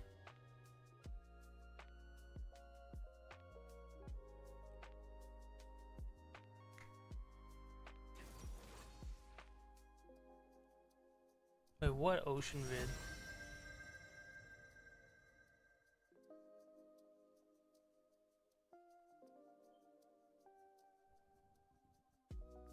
Oh, that one. Fuck. I saw that so late. I was like, what's going on here right now? And then I see that and I was like, what the fuck, dude? Just came at me for no reason. There's completely unrelated to anything to do with me. I was like, okay. Alright, man. Alright, my G. Whatever.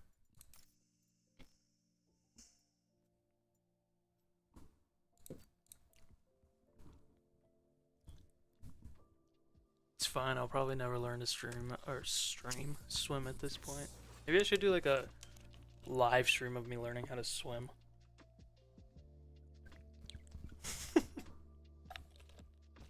Well, I'm glad I was remembered it in some way at least.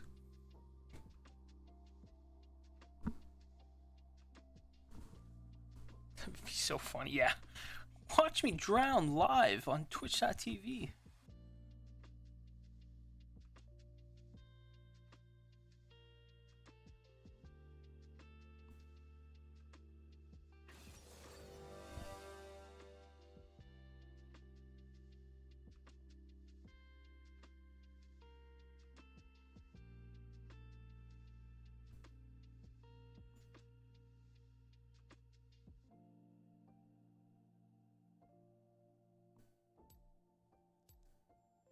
They don't know what the fuck they're doing. Do you understand? This should be your 1,000 follower stream plus giveaway winner already chosen me. Yeah, 1,000 followers. I'll let you guys see me drown live. Not a chance. Maybe at 100,000. I hope I find a wife that like will stream with me or like sit, you know, and be a part of streams. That'd be sick. That'd be so sick. I just realized my chat up top on my screen gets cut out. Why? Why must it do that?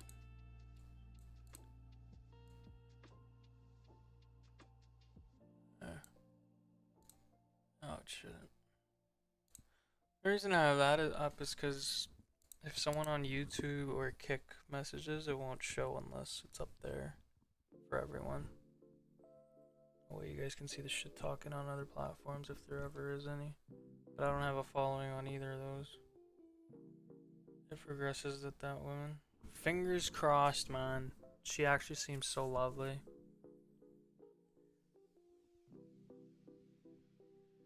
She seems really nice, down to earth. You know, she gets my jokes and my sarcasm. She's sarcastic and funny. So when Muslim people get married, there's something called a meher, which is basically like a gift or a promise to the girl from the guy, as like a way to show commitment and stuff. And she made the joke that she really likes like a Nissan Skyline R32 or R34. Holy shit. And she's like, yeah, I was like, oh, okay, so for Meher you want R34, okay, cool. And I looked it up, I was like, holy shit, the only one in my province, which was like a state, is worth $184,000. I told her that, and I was like, you know what, I'll start working OT for you right now. And she's like, maybe it would help if you sold a kidney too. And I was like, I'll sell both if it makes you happy.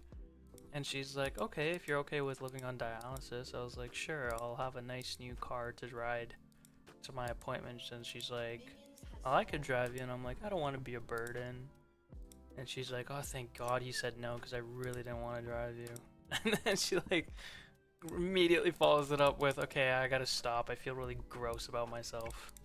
She's like, I'm not this shitty, I swear. I'm like, okay, cool, we're just fucking around. Yeah. No, she seems pretty chill.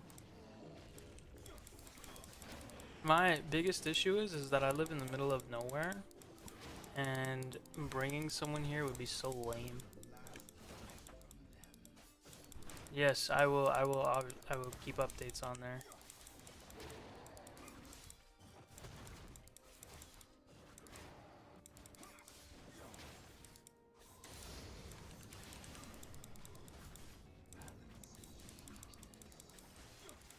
It might turn out to be nothing, who knows, but I mean, hopes are high.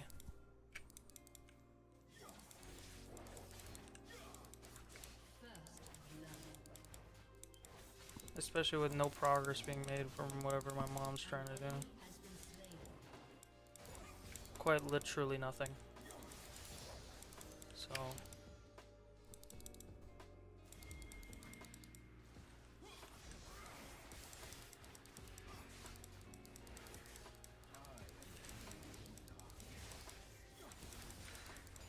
just keeps telling me, wait, what's wrong? And the girl from Australia, she's still hell-bent on making something happen there.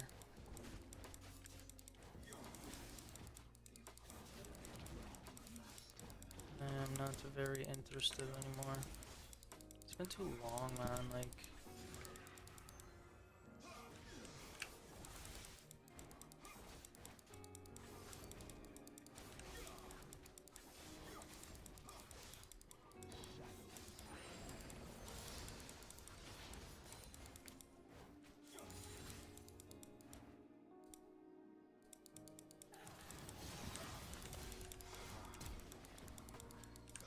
Dude.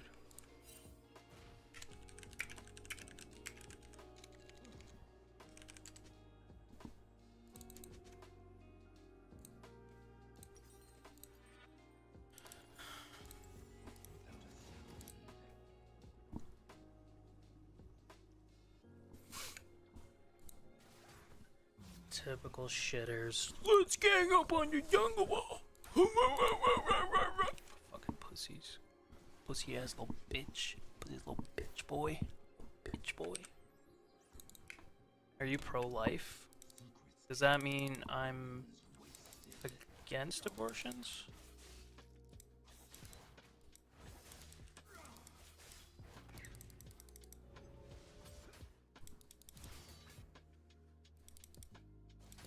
No, I'm not against abortions.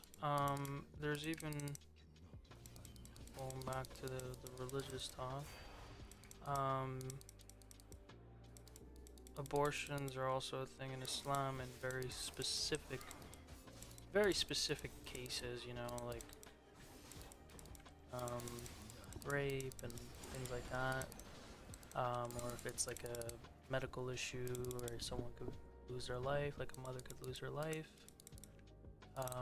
Under those circumstances, it's, I believe, to the best of my knowledge, it's okay. What if a woman wasn't ready for a kid? It's not okay per religion, but I think if you're too young, or you know you're a fucking crackhead, and you know you're not gonna give that kid a good life, like why? What's the point? You know.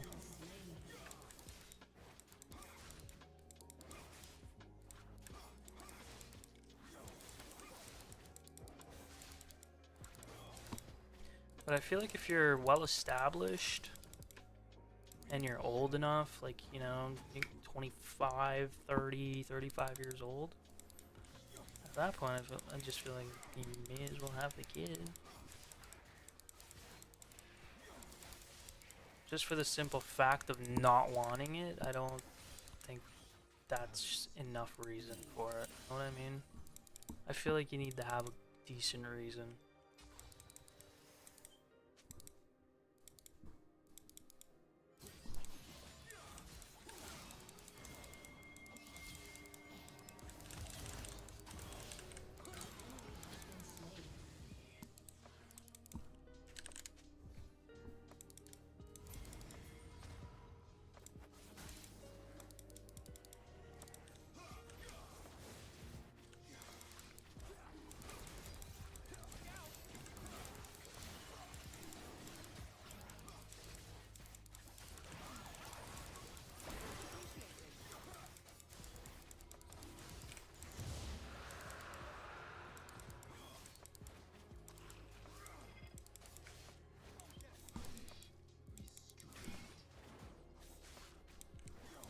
Shot cracky, washing her pussy and crack in a public fountain. That's fucking nasty. I've seen people take shits on the side of like buildings, man. It's so fucking gross. No shame at all.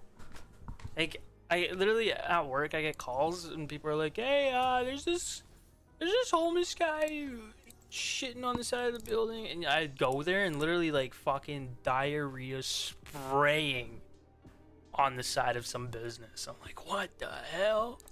What the hell? Terrible. Truly fucking horrific.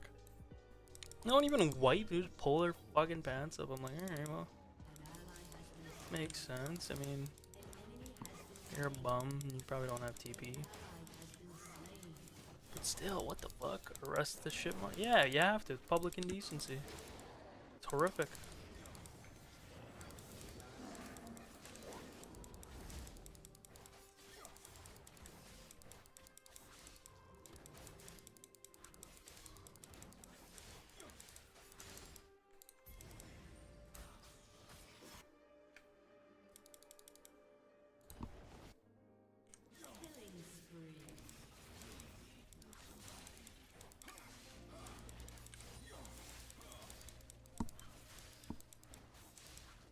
Some people smell so fucking horrible too at arrests at work.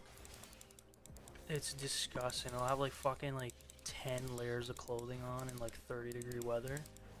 And then when you fucking get them back to cells and search them, you have to get them down to 1 layer, right? Like, they just smell fucking horrendous.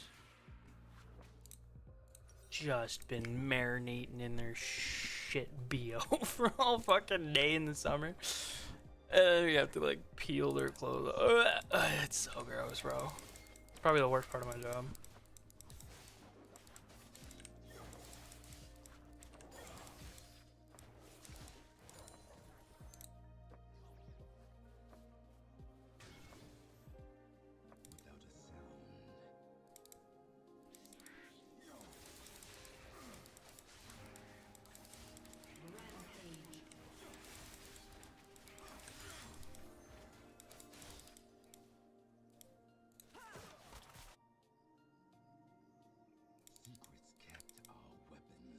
Take my...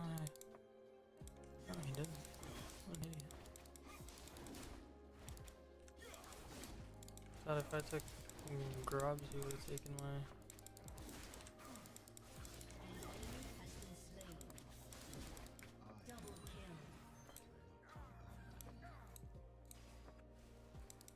He's top. We could take... When I went to jail, everyone in there smelled like doo-doo and piss. Dude, it's so fucking bad.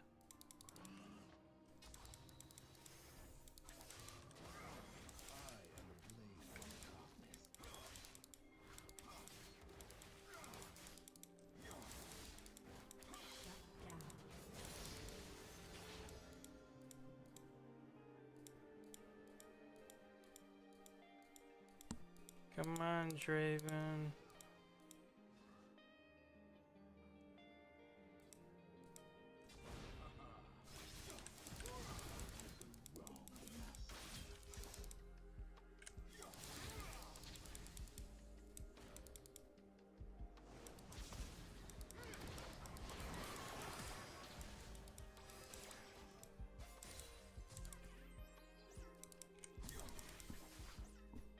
I'll never... Wait, why the fuck were you in jail?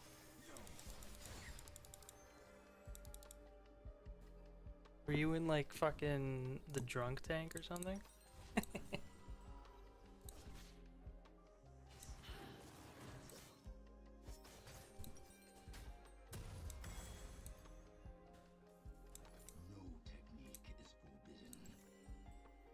Assault and disorder. Holy shit. I didn't know I was friends with a criminal. I'm just kidding.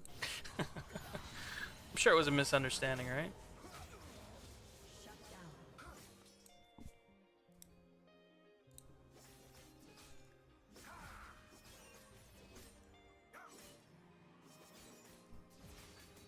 It's all fake news. Yeah, I figured.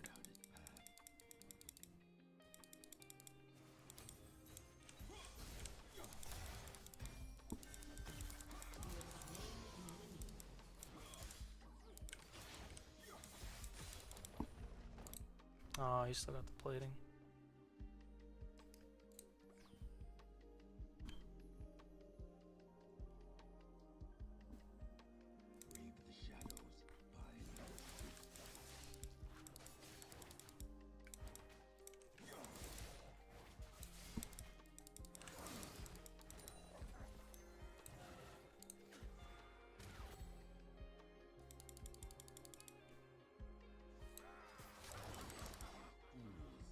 I need to take out Xin Zhao.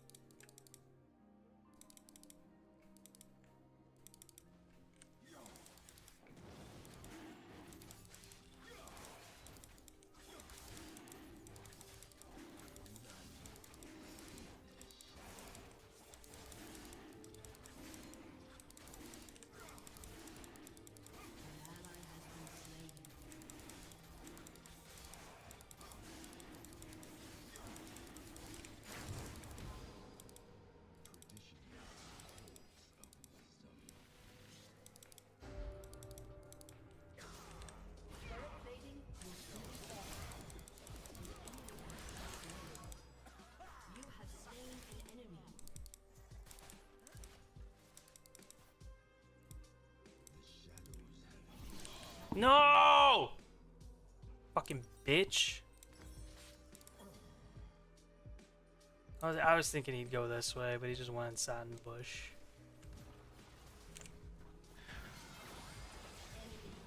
I remember that's when I was heavy into playing Apex with Mark and Tara, and I went MIA for one night, and I had to come, of course, and broke the news. Though I was just not replying to them because I was like, Jesus. That's fucking wild, bro.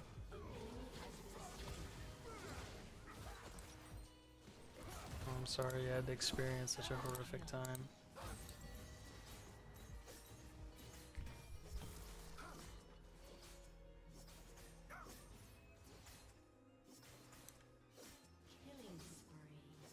No, he's gonna get first tower.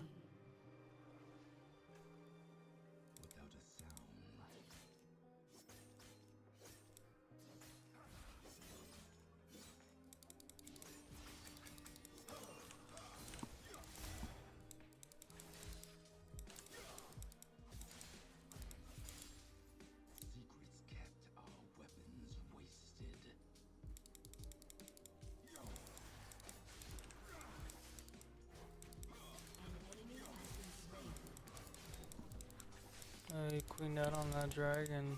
Yes. Yes, I fucking did. Dragon gives our whole team special upgrades. Like, this one gave us 6% tenacity and heal and shield power, which is fucking OP.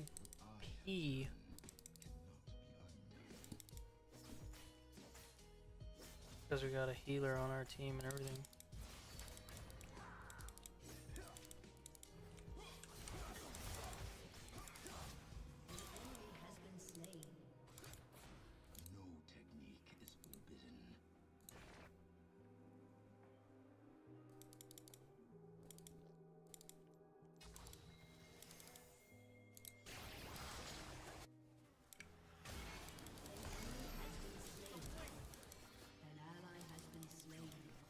Oh, we could still get first turret.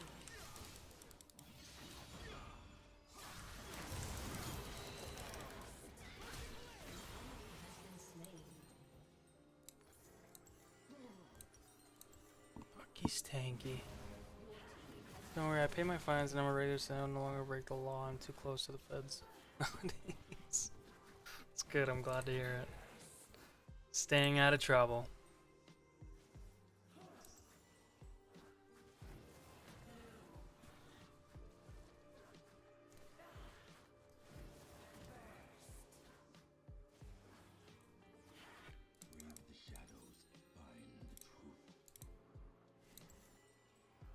Six and 4. Okay, that's why I didn't kill him. Still got high, I'm higher level than him. I got 40 more CS.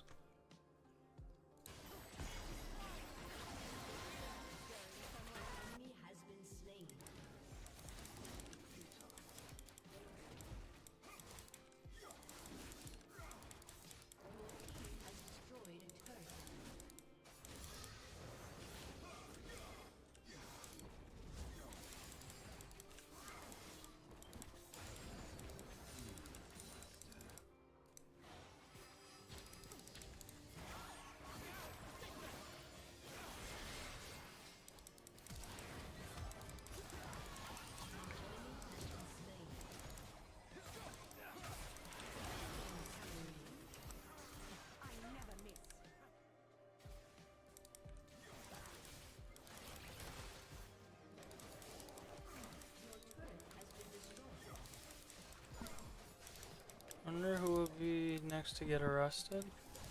Probably you. X wants to be handcuffed by you so bad. I sure do. Please, please don't get him worked up.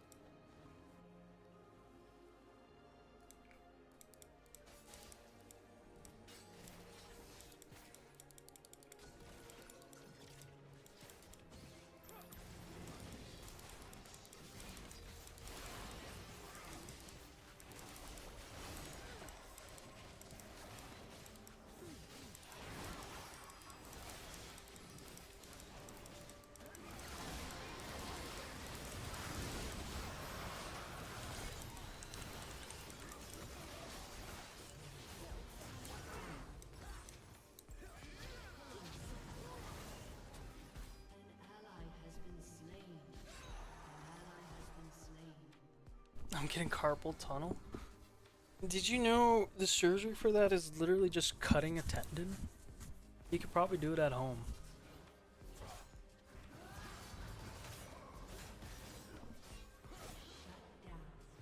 I mean, it's time for me to hit the hay. Good night. Thank you for being around, I appreciate it. I hope you have a wonderful sleep, and hopefully we get a chance to play some Fortnite tomorrow. Fingers crossed. I'm gonna try to wake up at a decent time so I can get to finishing my move.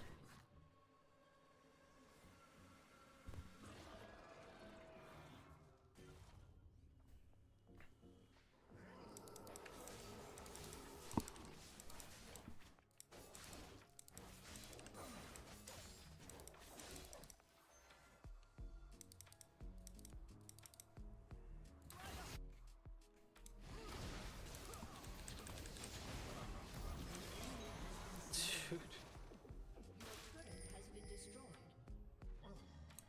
Clearly there's no vision there. Fuck me. Just got stunned right away. Lost half my health. Over half. Enemy rampage. 2 legendary items. So I'm gonna get this before I get that. Okay.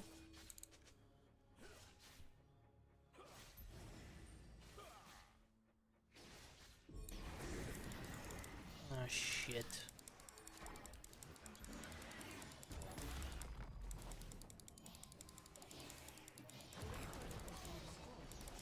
Please take it. Please take it. No, you're not gonna take it. See?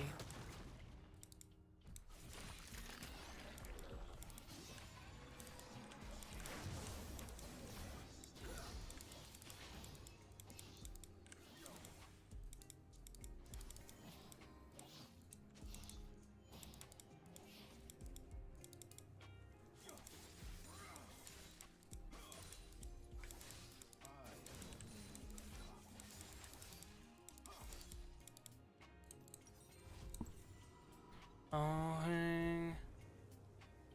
That this alcohol will make me fall asleep early so that I can also play Fortnite tomorrow. Hell yeah, man. Or hell no, I don't condone the drinking of the devil's water. It's not good for you.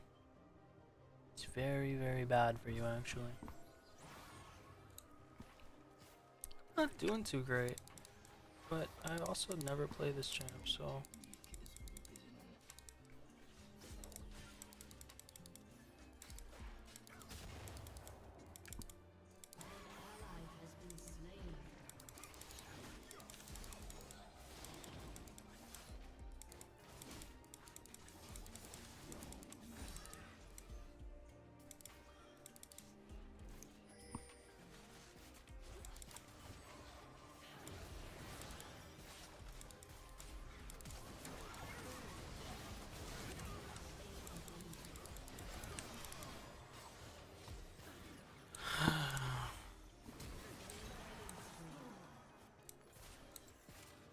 Xinjiao. If I don't drink, then the owner of the alcohol store will be able to feed his family. Getting money from selling liquor or through means of sin, it is better to starve. You will get a different. You will find another way to feed and eat.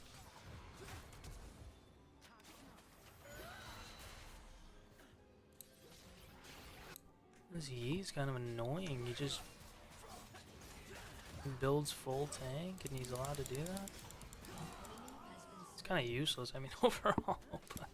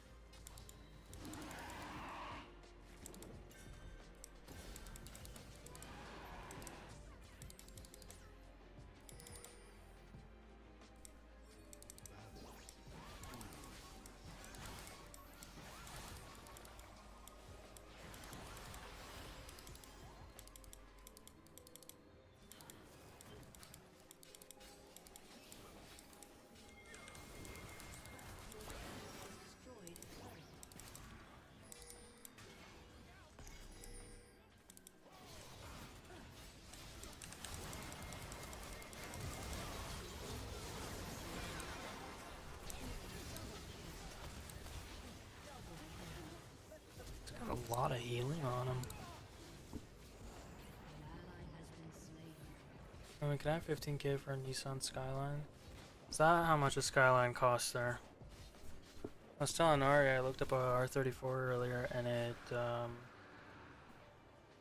was $185,000. R34, 185. You want an R31? I see, I see.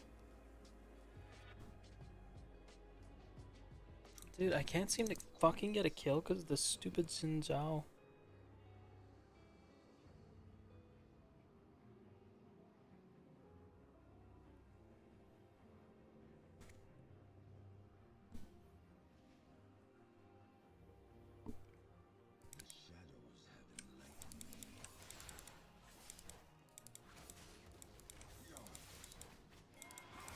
What? They slew that shit quick. I thought they were just gonna start it.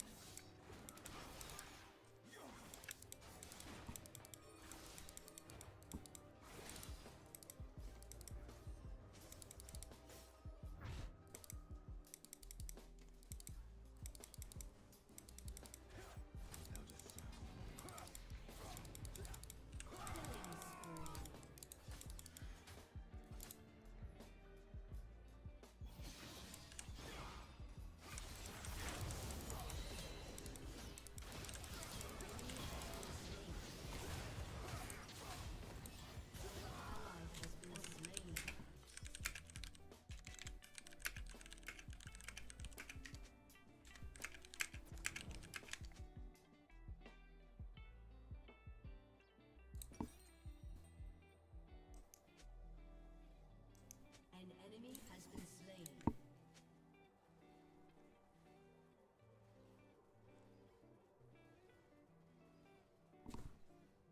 GTS, preferably custom GTS R31, have an active arrow front flip. I'm just waiting for my fucking Forerunner mount. That's all I'm waiting on. Nothing else.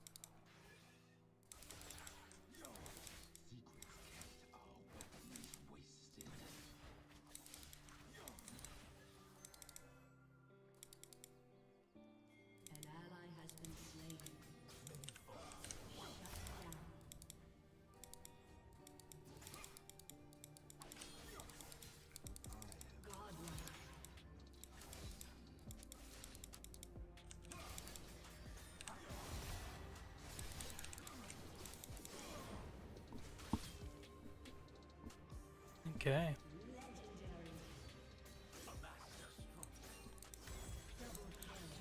I can't even kill a fucking E, bro.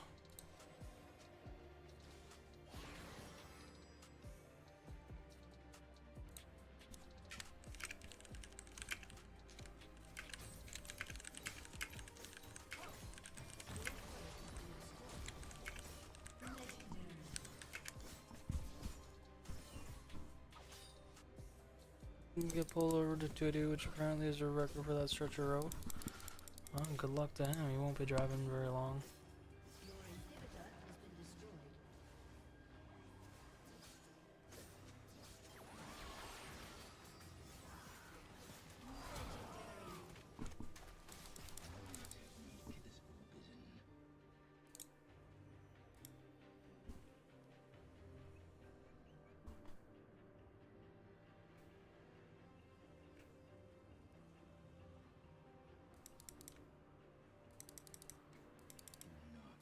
I just gotta go for picks, man.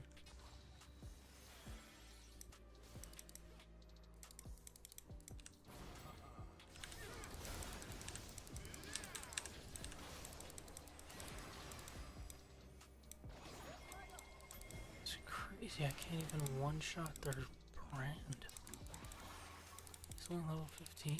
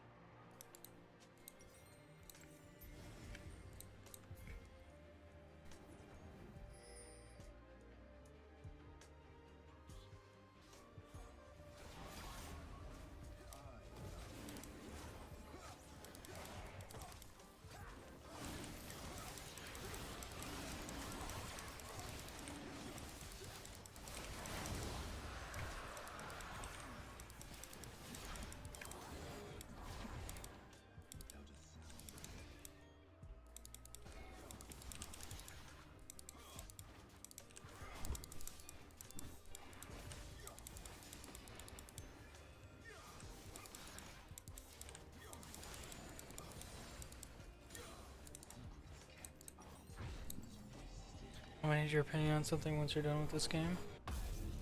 Okay. Your team has destroyed. I will try to give you an opinion.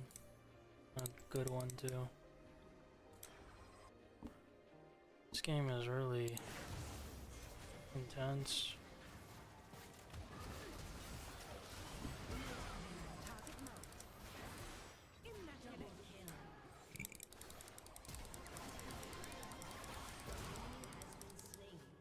Unreal. Ally has been slain. Your Oh, it might be over now, boys.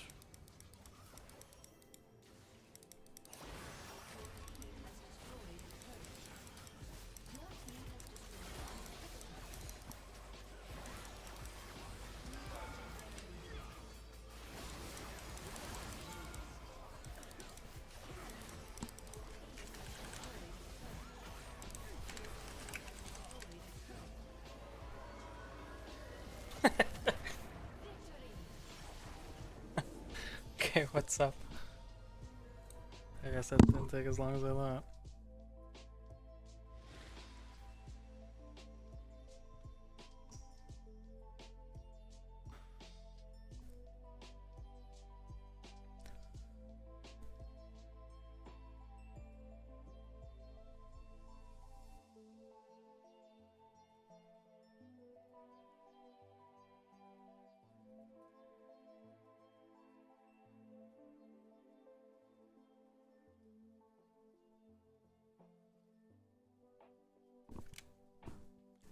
Which one is your fave?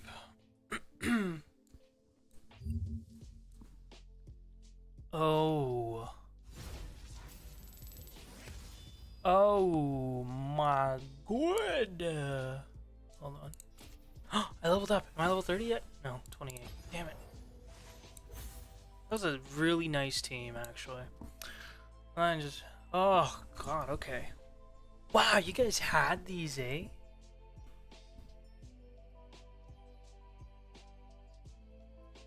Ooh.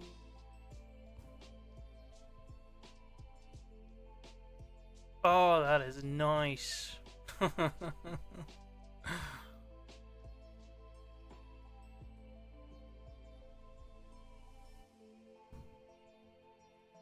one of the 1960s Torontos?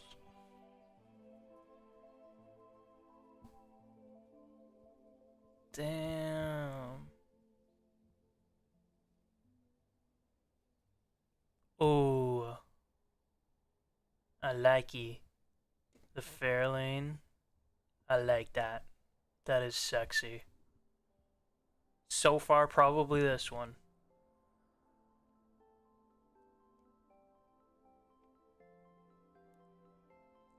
Wait. Is it the 86 International Akko? Or is it the... I don't know which one the name is saying it is. It's the name on top, is it?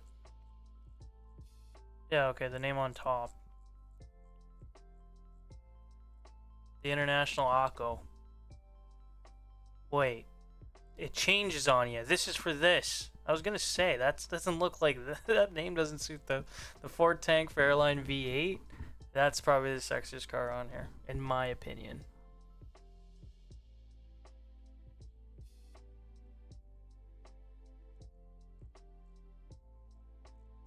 Which one did you say you liked? The Tyrannos? I've never even heard of that vehicle. I've never even heard of these ones.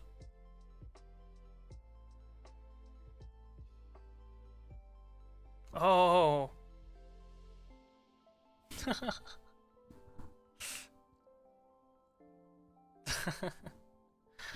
This is pretty sick. This is also pretty sick. I didn't even see this one the first time around. The Morris Mini Miner. That looks like a Mr. Bean's car. No, I know. This is the one you're talking about. I'm talking about this one. This one too, the 1973 one. Is pretty nice.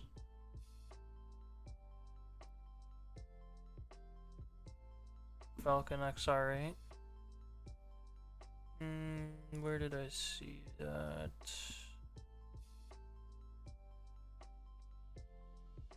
See the Falcon XE. Falcon AU. The Falcon, this one's pretty nice too. See, we didn't have these cars here. Not to my knowledge, at least. If we do, they must be pretty fucking rare. I really like the Fairline, or the Fairlane. I think I like the 59 better than the 60. I don't know if it's just the way the picture's taken. Falcon, Holdens, or Australia maker? Oh, okay, makes sense. And look a lot better than whatever the fuck Ford has for us here. That's for sure. Pretty sweet. My final answer is the Ford Tank Fairline V8, the 1959, not the 1960. Pretty sick car, TBH.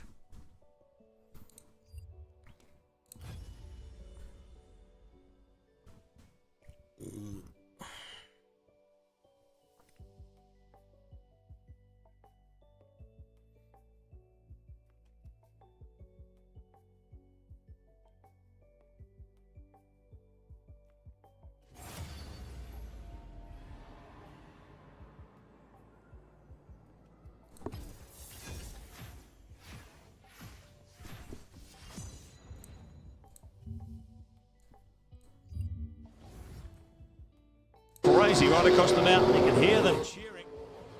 The drivers will tell you. It sounds monstrous. Inside these V8 supercars, you can hear the crowd cheering. Must be an incredible moment. 12 laps remaining in the FAI 1000. Right now, Radicic is on course for a podium victory, but it's a question of what position on the podium he wants. He is driving at 11 tenths in the Shell Helix Ford. Third position. Can he catch Garm Tander? 3.8 seconds behind the Valvoline Cummins car. I'm sure he can catch Tander, but whether he can catch Longhurst, who is another 5.8 seconds in front of the Valvoline Cummins car, that's another question. See, it doesn't look like a V8. Would no doubt be keeping a very close eye on his progress and be on the radio to Tony Longhurst to tell him to keep the pace up in the Caltex Haviland Ford to prevent that exact scenario from unfolding. Did you see that Arthur tear they ban all-wheel drive cars from this? That's kind of dumb. I hate it when they nerf shit, you know what I mean? So evenly matched. Like, what's the point of nerfing cars, man?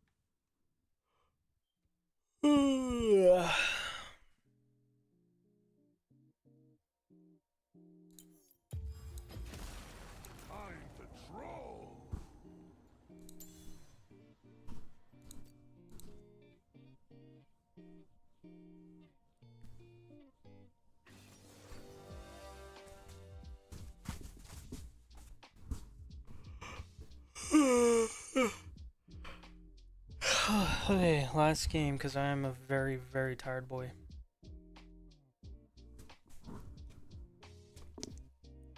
It's been a very long day, and it's going to be another long one tomorrow.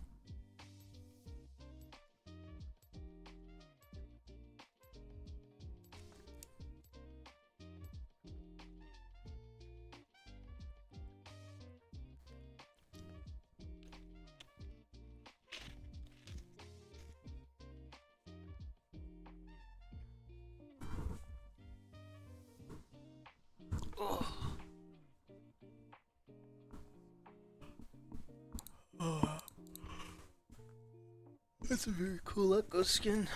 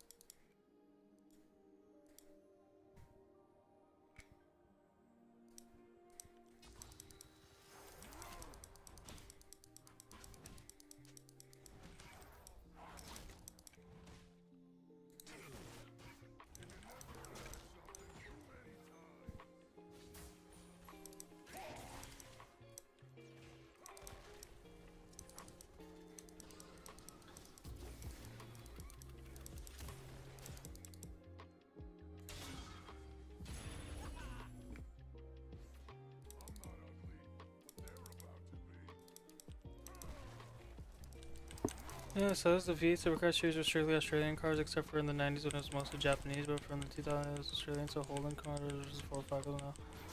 They stopped making Falcons, so it was Mustang Camaro. Wait, Ford shut down? Oh, Holden shut down. I was like, what the hell? Interesting, interesting. You got all the lore, eh? I love that.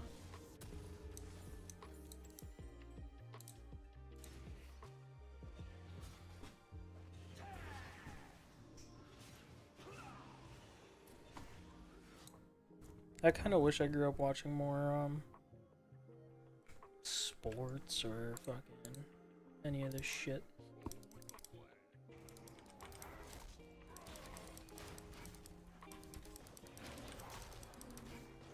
An ally has been slain.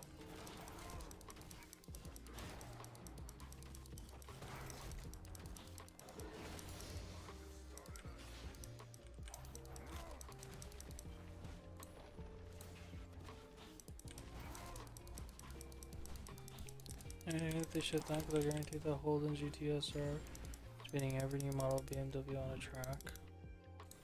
Bold statement.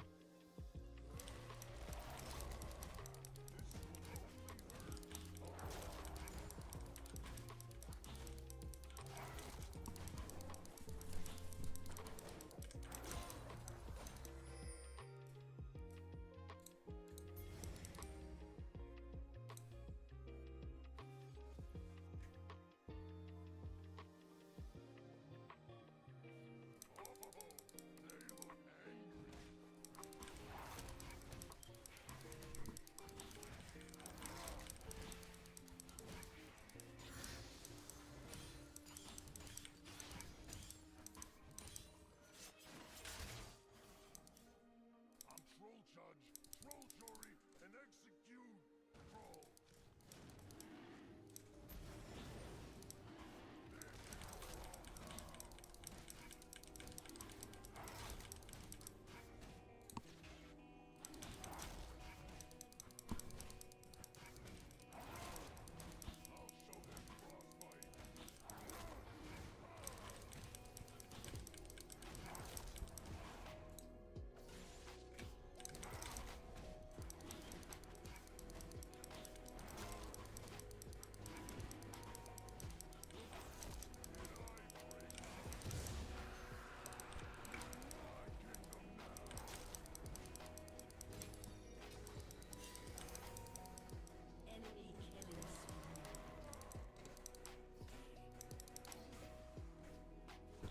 It's not good.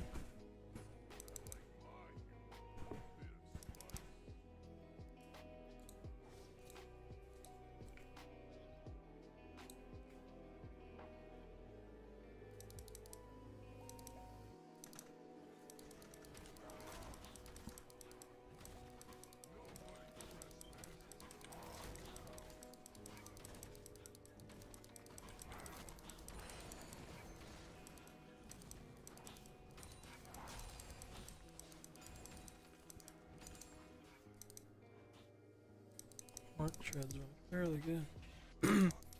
Then because they're probably going to continue to go up in value. For things I use that are no longer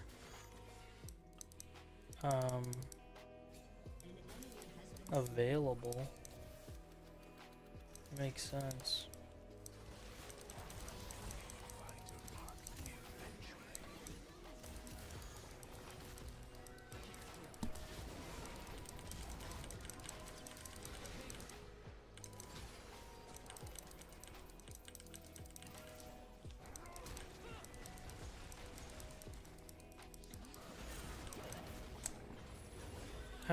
My team wasn't fast enough. So sad.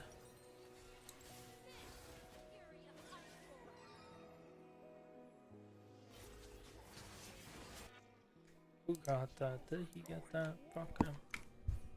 I fully restored his car and I think it was like 20k when you bought it and now they sell for like 90k. Damn. He's got some insurance in his back pocket, eh? That's sick.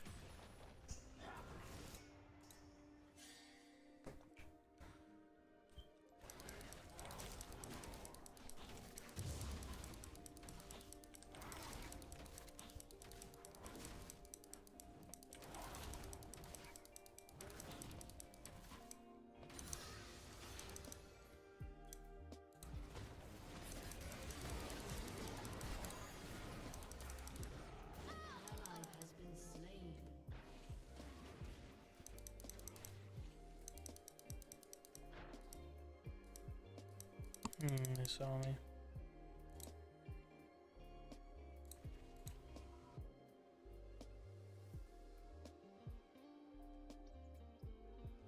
How does he have a fucking bounty? Oh, they're up in kills.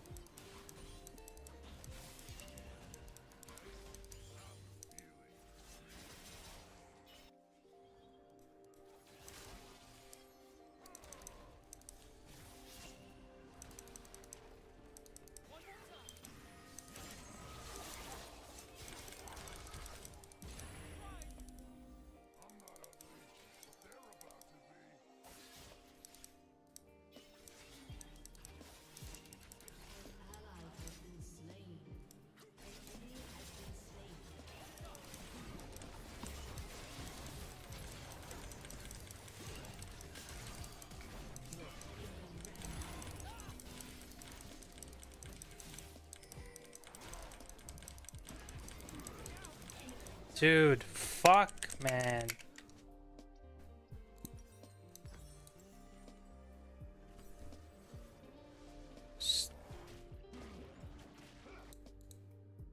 Any damage from my fucking mid laner would be sweet.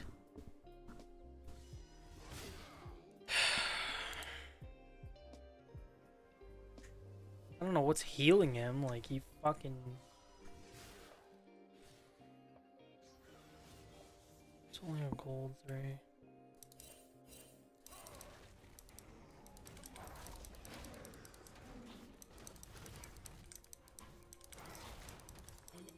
The fact that he's a higher level than me pisses me off.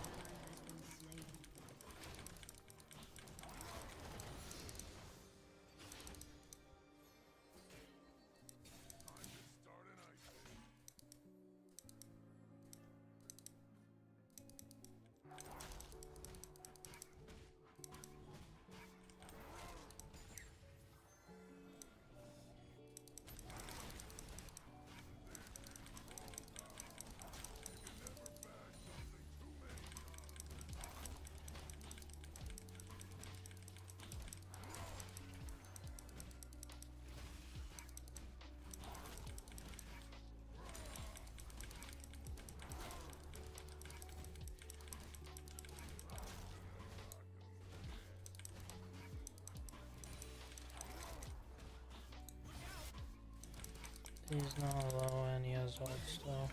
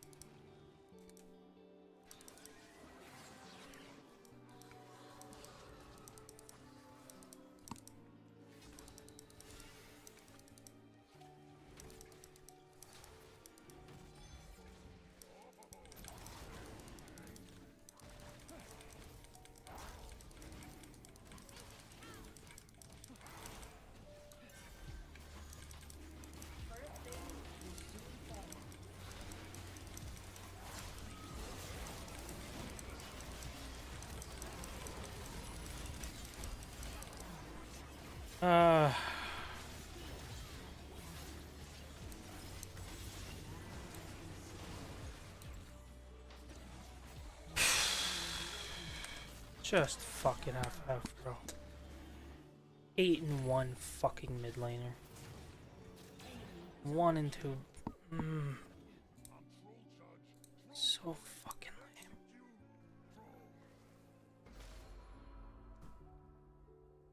I drove one time and it was so much fun. You only let you drive a $90,000 car once, man? That's fucking lame. 14 minutes we lose mid turret, insane.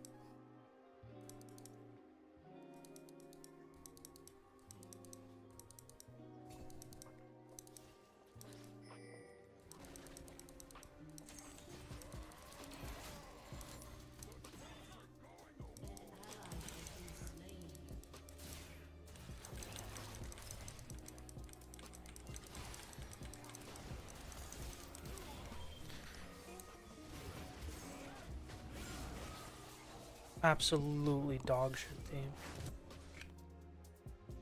Every lane's losing and it's jungler's fault, I bet.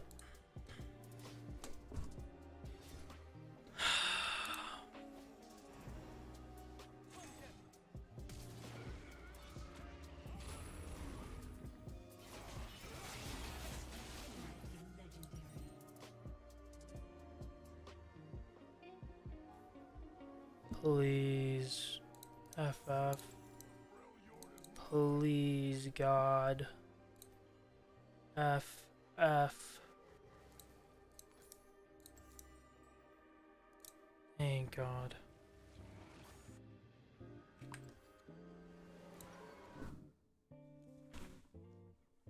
Okay, I'm going to bed. Good night.